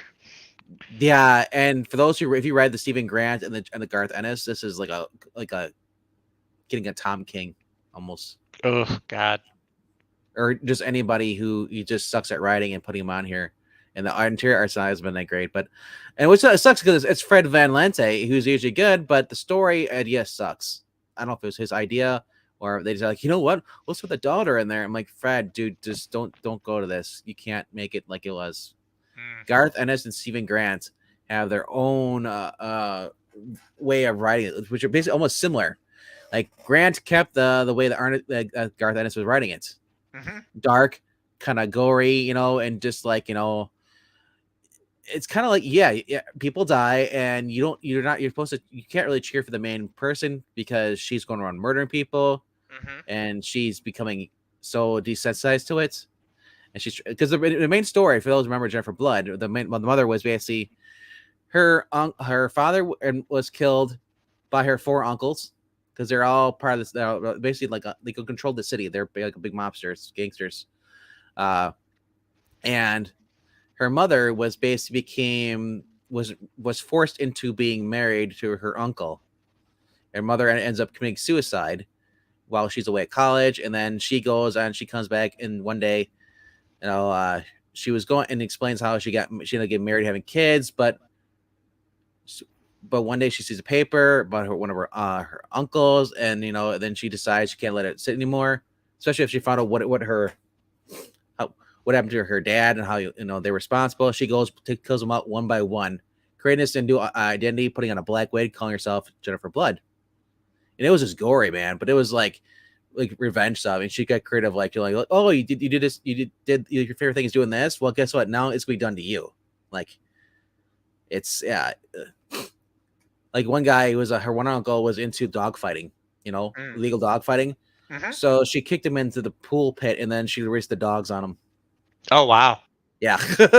Dang, that is dark. You know what's funny? You were talking about Garth Ennis. I saw this panel yesterday on Twitter. I was just scrolling through, and there was a Punisher panel that they showed. And I know a lot of the main streamers, they all hate the Punisher now because he uses guns. He's a bad guy. But this panel, everybody was like, "Yeah, no, Punisher's a good guy," because he shows up at this family's house, and the family were using their young kids for material you should not ever have young kids associated with. And so it's like this whole thing where Frank is like killing these very serious predator type I criminals. mean, And I was like, dang, Garth yeah. Ennis, that's dark. Like But this book started yeah. out good. Like it was like Mm-hmm. until you found out that it's not even the mother, it's the Yeah. daughter. Yeah, that's It's really weird. it's really, and then the Does fact it start with the daughter at the beginning? you don't know it's the Oh, you daughter. don't know. Okay. No, you assume right away that it's the mother. Because she shows up in this like little, because basically if you like you make a plea deal with the government stuff, they put you away, they put you in witness protection area, and they put you in this town, so the town is just full of criminals, and they're all living together under like this pleasant, you know. You got, Oh, so it's like that Marvel story they did, like Pleasantville, where all the reformed criminals are brainwashed. well, no, they're not brainwashed. They just do everything in Oh, one town okay, there. okay, They don't leave it in exchange for protection, so they all live gotcha, there. And then gotcha. she finds out, you know, Jennifer Blood shows up one day and starts taking them off one by one. It's like basically putting Punisher like, oh my gosh, all the criminals in one area, sweet, let's go to town. That is very So Punisher. it started off good, and like I said, Platinum Blondie was basically the name's always been kind of silly. There's But I'm for villains, I'm thinking of during Secret Wars, the new one, not the good one. yeah. But like when everyone thinks the world is gonna die, Kingpin throws like this big party for all the villains to come to, and they're all just like hanging out. And then Punisher shows up on the door. Is like, "Well, you can't take it with you, but I got a lot of bullets to use." And so he just like wipes out the entire club. That is the one of the three best scenes of Secret Wars, and that's right at the beginning. That's like issue 1 before he Hey, dies. Skip, jump on if you got. What's up, Skippy? We already went over our top five. So if you have a top five, want to just come on, or just come and talk comic books. We're just shooting the breeze. Yeah. Not Breeze. Not Breen. Breeze. No, yeah, like I said, it started off good, but now it looks like it's in the plan. It's in the description here. It's a Mhm. final deadly showdown between her and the arch rival villain that was hired Uh-huh. assassin to kill her. Yeah. Wants revenge for on Blood for killing her husband, but it says except what it was Jennifer Blood's mom who killed her husband. If she killed her at Oh, all. yeah. Okay. Maybe there's gonna be like a really big twist ending coming. The only problem I have with this main entire series is the fact that, like I said, the mom was so she got so wrapped up that she ended up, and then the dad found she kept because she was an idiot. She kept a diary. He read her diary, Yeah, that even is though dumb. even though she threatened, never told him to read it whatsoever. Rookie He's like, move. so he read it, found out, and kid confronts her. Was going to call the cops. He's about to call the cops. She jabs like a screwdriver or into his neck or like and just kills him. Good lord. And then everything spirals out of control. The cops are on our case. She ends up going on the run with her kids. Their kids, that mom and dad, they know that their dad was murdered by him. So the daughter hates him. The son hates him. Hates her too. Mhm. And eventually, they get a big showdown. And then she ends up. Her kids are relocated to somewhere else, like a foster home. And then she realized at the end, she says like she has a chance. She's standing there watching him. She's like, I have a chance again, but she's like, you're better off without me. So for her kids to grow up and be just like it, even the son was cross dressing as her too. Ooh, They're taking there it was it's got issues. well, yeah, they were because they're how could be Jennifer Blood's two places. The son was cross dressing too. I was like, this Mhm. is like, what did you do to this book? Well, yeah, it's not Garth Ennis writing it. It's Fred Van Lente. And what's Fred Van Lente is a good writer. Yeah. Uh, Yeah, that's true. I've heard you talk well about books that he's written. Yeah. like I said, I'm just curious whose idea was this. I mean, there's there's script writers and then there's plot writers and just all that stuff. Mhm. So I'm just curious, did somebody else plot this with him, Yeah, that's or did he just think like, you know what, this sounds like a good idea? I'll throw you for a loop and I'll just randomly throw the kids in there out of character. I'm like, dude, just go back and read the books. Like literally, they expect people like Rick picking this book. You're like, oh, you didn't read the first two volumes, yeah. which are phenomenal. Go check those out. Early 2013, 2012. Okay. Yeah. Ray Garrett, I'm not sure what you're talking about here. You're just going into random words now. But we don't talk about that. Go to Reddit. Yeah. Oh, yeah. You don't if you know That's why I avoided certain words talking about that Punisher story I saw the panel for. Yeah. if you know, you know. If you know, you know. Exactly. Yeah. So that so like I said, I would love to have Garth Ennis come back on it, even for one shot, but that's a tease. I'm surprised they even brought it back. I was so excited. I was like, oh, they're bringing back the character, and then I started reading it. It's like, oof, like the art was started got really bad, and the story got really bad halfway through. So, but you know what? I might as well just get the last issue since I have all the other ones. Yeah, might as well. I mean, that way you can sell it down the road. You can say you have the full set. Right? So. What else are we on here? Journey for Blood, or talked about Nixon Life Zero. Life Zero that's a miniseries. Now that's not going to be like an ongoing. I don't know. There's still one. There's still issue 6 isn't the last one apparently. So I don't know how long. It's not the last one. Oh okay. No. So I'm curious to see how long it's gonna go. Yeah. The one I didn't talk about because I keep forgetting. Samurai Sonia. Yes, Samurai Sonia. I can't remember if this is even on my pull list or not. But the first issue was really weird. I mean, it's a different telling, a different storytelling. But instead of being raped in in a burning village, she's on a ship, and the ship gets knocked in the sea, and then she falls in the water, and then the guy that's basically says like, I'll save you, as long as you pledge your loyal to me and stuff, blah blah blah. So the only problem with this is like, why is Gracie doing the cosplay of Red Sonja when she's not even Red Sonja in this? She's Asian Sonya. This is weird.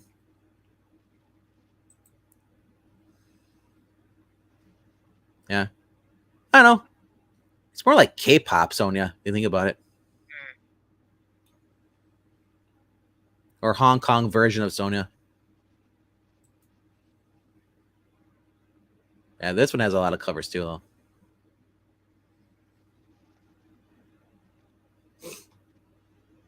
So yeah. Yeah. There's no reviews for the other first book either. Yeah, so I'm just curious to see where that's gonna go to. Mm-hmm. Is there anything else that's on here that you've been seeing that might be on your pull list? Not. I mean, Nottingham #9. If my LCS has it, Fables 153. I'm still getting Fables. That's been a good read so far. That's about it that I'm seeing down here. Let me see. Dark Spaces Wildfire #1. Scott Snyder. Mm. I didn't see that one. Oh, okay. I didn't see that one. Who's that with? IDW? Yeah, IDW. Oh, okay. Aiden Sherman doing the art, and then the lady who was working for it, Tula Latte, is doing a variant cover. Okay. All right. 6 weeks in the slow burn of a historic a royal fire. A crew of women from an inmate firefighting program are risking everything from the front lines when their newest recruit, a white-collar convict with a deep network of shady dealers, discovers they're mere miles from her crooked former associates' mansions. When she proposes a plan to abandon their duties and hunt for riches under the cover of smoke and ash, the team decide if they're ready to jeopardize their one sure path back to normalcy for a shot at a score that could change their lives. But is this flicker of fortune or deadly trap? Yeah. Interesting. Where have I seen this before? Oh yeah, the new Ocean's 11 with the girls. Oh, Ocean's 8. Yeah.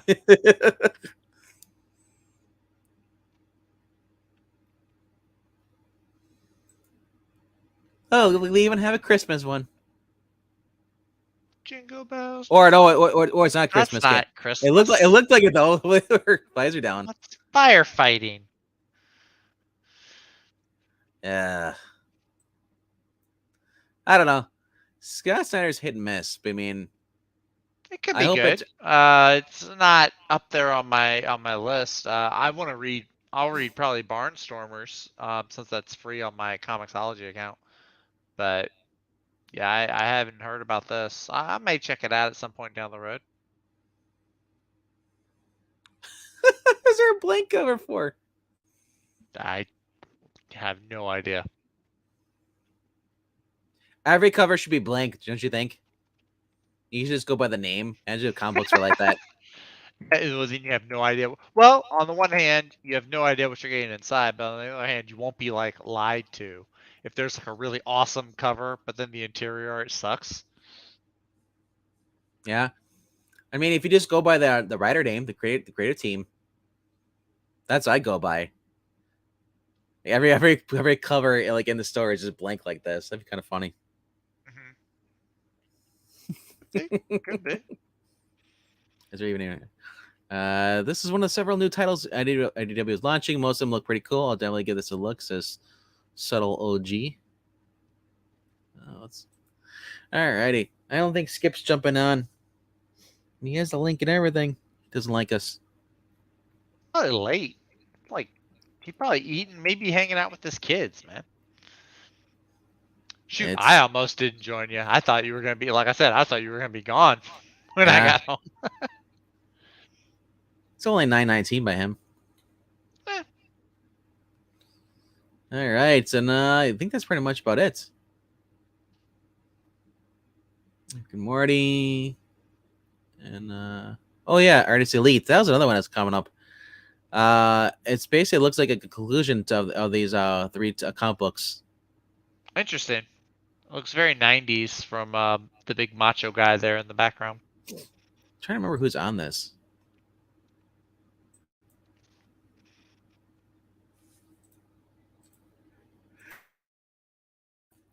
Sorry about that. I had to sneeze. Tyler Kirkman has story in us. Hey, Brett Booth. Yep. Nice. Final boss. Yeah. I dig it. Yeah. So sandwiches. Sandwiches. I know, not sandwiches. Sandwiches. Yeah. There's the variant for that cover. And there's the serpent. Very 90s, like this indie stuff. And then Final Boss by Kirkman. These are the books I find in the quarter bins. Literally. I've seen. That's so sad because it looks cool too. I mean, yeah. That's unfortunate. Yeah. I'd pick that up. Hey, better for me. I get to pick it up at the quarter bin. Like the Brett Booth, that is a quarter bin. That looks like an old Wildstorm. Yeah, I really dig Brett Booth's art though. Like I know it's 90s looking, but I really dig it. Yeah, the main cover. Yep. Mm-hmm. Yeah, that one of them looked like Gen 13, the girl with the sniper rifle. I guess it's that same girl there with the guns and the Spider-Man lenses. Yep. I mean, at this point, it's turning into a video game. Why not? Yeah, it looks like it could be like a Street Fighter or something. They had a couple of those knockoff versions, fighting games. Mm-hmm. I thought it was fighting something, but maybe it was Final Fight. I don't know. But yep, we're just towards the end of the stream here, so I think that's the end of the actual comic books too. Deadpool, I'm picking up. Cool. And then anybody getting We Live? That was a big thing too. A couple years, last year and 2 years ago, people were like, "Oh, it's great! It's really expensive to find books." Haven't heard about it. Age of Palladians. Palladians. But the original We Live was like really, really popular. Oh, was it? Yeah. I did not. Never popped up on my radar. I think I've heard the title a few times, but I never really heard anyone like praising it or anything like that. But the covers, man, those issues were going crazy. Got a new Hellboy story, it looks like, coming out. Two new Hellboy stories. Young Hellboy and Hellboy the BPRD. Yep. So I know Jimmy's out there happy. So new. I don't know if he's buying new books at all. I'm not sure what he buys. I don't know. I haven't heard him say he's buying any books recently. I see him talk about Doctor Who more than I see him talk about comics. Right? He said he was rereading. I think he was rereading. Was that him or was it Skip that was reading New Avengers? It might have been Skip. I think it was Skip. Yeah, Jimmy just commented on it. Yeah. But yeah, I'm not seeing anything else down here that's nothing that I'm picking up anyway. Prophet Remastered Edition. Oh, look, there's a Xenoscope. Yep. Yeah. That's a Jeff Spokes cover too. That's the guy who does cover work for Iconic Comics with Common America. There's 2 Xenoscopes. Yeah, I'm getting this one, and I'm getting this one. This the actually Children of Dr. Moreau. So it's a callback to an earlier one where it was Red Agent going against children or Dr. Monroe. Oh, okay. Now and then her and her other friend, who was a witch, they basically like went against and they freed all the children. And it basically is like a homage or to the homage to the original movie. But this in the version, Dr. Monroe is a hot looking woman. Dr. Moreau did some self work. It sounds like. Could be the daughter. Could be that too. Yeah. And then here's for those who don't know what Brittany Waters is, it's funny they call it Brittany Waters in the cover here. She can because the arrow. She's like, oops, and spraying water on sewer water. Yeah. Brittany Waters, aka Red Agent, is basically Red Riding Hood. From their own little the Grimm fairy tales. She can turn into a werewolf, and she has the power to control wolves. So interesting. Yep. And Joe Brusha has been basically he's the one that created a Robin Loxley, I believe, in the very 2013 early years of the Grimm fairy tales, and he also has been writing a lot of them. So if you've been a fan of the series, it's good. He's a returning writer. Jeff Spoke doing the cover art. I want to say I don't know who's doing the interior then. Maybe it is Jeff Spoke in the interior too. Well, I don't know if he does interiors. I know he does cover work. I mean, I'll let you know, man, because once I'll be getting this. Oh, I bet you it says. Let me click on it here. well, that's my bad. I didn't realize I clicked the tab open. I didn't click on the book. My bad. So I've been talking about the book, showing off the book. I'm like, you guys are on the wrong tab. Too late now. Oh no, Yeah. he's just the cover artist. He's the who's the interior then? It's just a bunch of cover artists that I see. Yeah. Bunch of variants. 3 variants. But here, Wow. yeah, here's the doctor. Oof. Yeah. Nice. Yeah. Reason she's called the Red Agent because she's basically Red Riding Hood. You know, it's a pun. Oh, okay. You'll see her, and this is Brittany. She is this girl who was bit. She wasn't bit, but or I think she was scratched. That's what it was, and she now can become a werewolf. And yeah, she was basically working for this secret government agency to take on this other terrorist organization that's hunting down basically highborns, because she's basically considered a highborn. Mhm. Where they basically the Grimm fairy tales is the ones who are based on. She has almost the highborns are basically like there's full highborns, and then there's the mixed, the inferior highborns. Mhm. And so basically, like think of like mutants, if you or werewolves. If you're or there's pure blood, werewolves that are born, passed on generation to generation, and then Mhm. there's ones who are bit and turned into it, and those are the lesser ones. Okay. Yeah. She's considered a highborn, and then basically the government was tracking down. She ends up working with the organization to basically protect other highborns. Yeah. Okay. Yeah. So, yeah. Right on. Let's say check out Red Agent if you haven't done it. She has like 3 different volumes, different stories, including the original Dr. Monroe. Okay. And then yeah. Very Yeah, so cool. I'm thinking Jeff Spoke might be doing the interior for that book. That'd be awesome. Jeff Spokes is an awesome artist.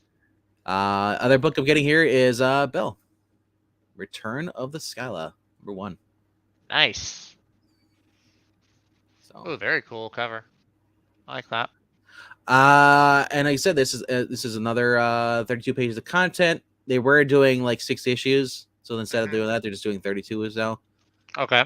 weeklies or bi-monthlies, and just telling the story. And this is David Franchini, and yeah, it's her going against this creature. Basically, she has yeah, it's messed up. The Skylaw, basically, for those who don't know, is a giant monster, basically like that. It's a fish, like a monster. Yeah, it's a big Greek, almost like a Hydra with all Yeah, the heads. But yeah, it's a Greek yeah. mythology monster. Yeah. And so she went against her in the very first volume of Belle. Mhm. So it's a returning monster. She's trying Okay. to. She's basically. Now she's got the key to Tartarus, the underworld, Greek mythology. Now she's gonna go after, try to rescue her mom, bring her mom back to life. That's the whole her goal was, because her mom was cursed and stuff, and she had to kill Mhm. her mom. She feels responsible for killing her mom, and wants to bring her mom back to life at any cost. So, Oh, yep. So that's it for the day though. I don't think you got anything else that you want to talk about, but not really. No, that's yeah. about it. All right. So we're gonna wrap it up here. We went for pretty much 2 hours, leaving without Nice. skip. Or Breen. Upgrade the pro. I don't know what you're talking about. Well, he's using Puppetines. It is Puppetines, isn't it? The StreamYard? Yeah. Yeah. So We next time you see Puppetine, tell him to upgrade. Tell him to well, go Propatine. but we're using the paid version though. Oh, we are. Oh, well then never Yeah, mind. I have yeah. nothing to say then. That's not my code. We means by pro.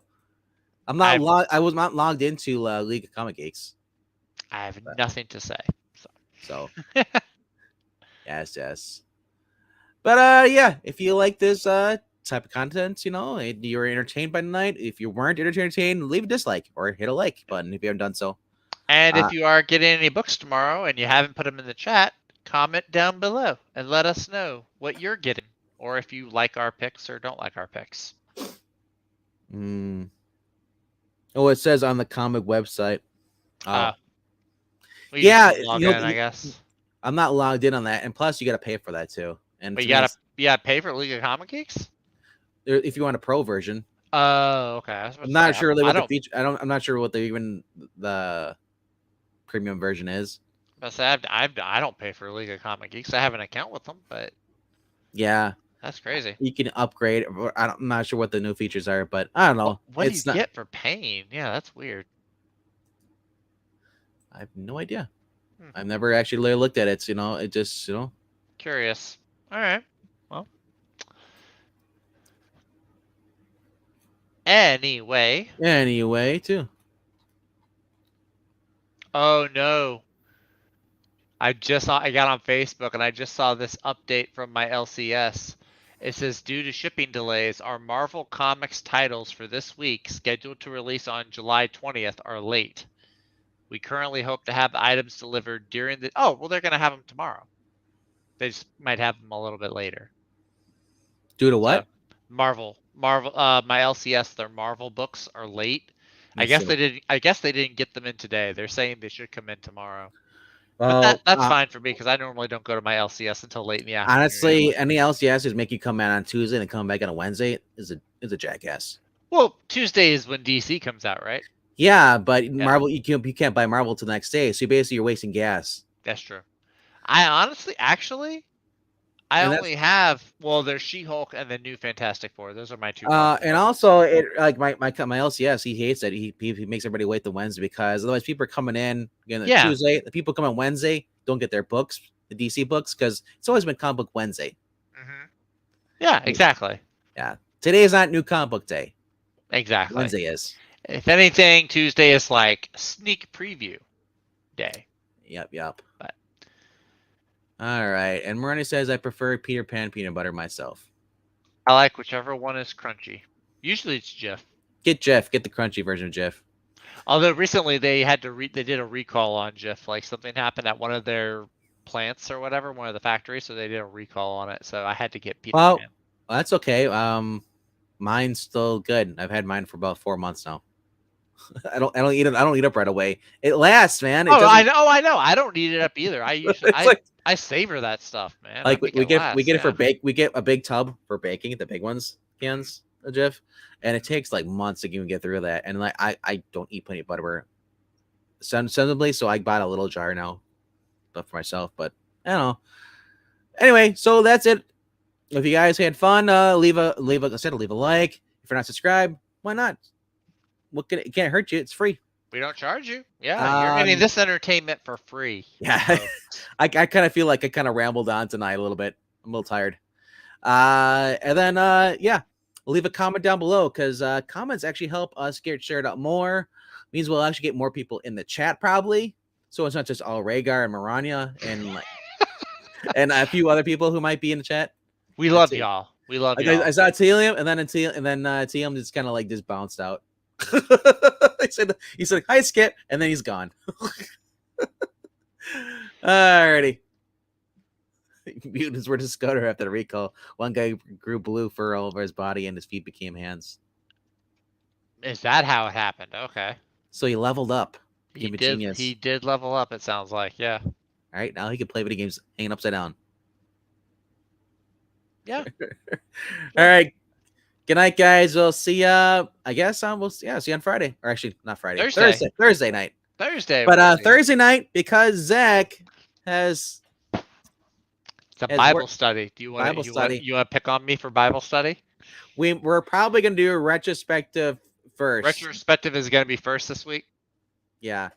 That way we can bring the bed on time. That way we don't keep Eric Breen up too late. But yeah, we will be going over Submariner number 8 and Daredevil number 43. So be here to hear us talk about. I need to read those actually. I've I been do trying to because I read keep those forgetting tonight. which numbers they are. Submariner is number 8. Daredevil is number 43. Both So, volume ones. yeah. So Okay. we'll be talking about those. What is it? 8:30 Central? Around there? Are you gonna be? 8:45? When are you gonna be? When are you gonna be back? I get done with my Bible study at 8:30. So So look for 9 o'clock, 9 o'clock maybe ish, yeah. 9 o'clock ish for that in Central. Yep. Which would be 10 Eastern 10 Eastern. for the retrospective, and then after that, an hour after that, we'll talk about all of our new books. Yep. We'll talk about how great the Flash and World's Finest is for probably half of that. Until Breen yells at us. Yeah, exactly. He's like, get back issues. All right, good night, guys. Hasta la silla. All right.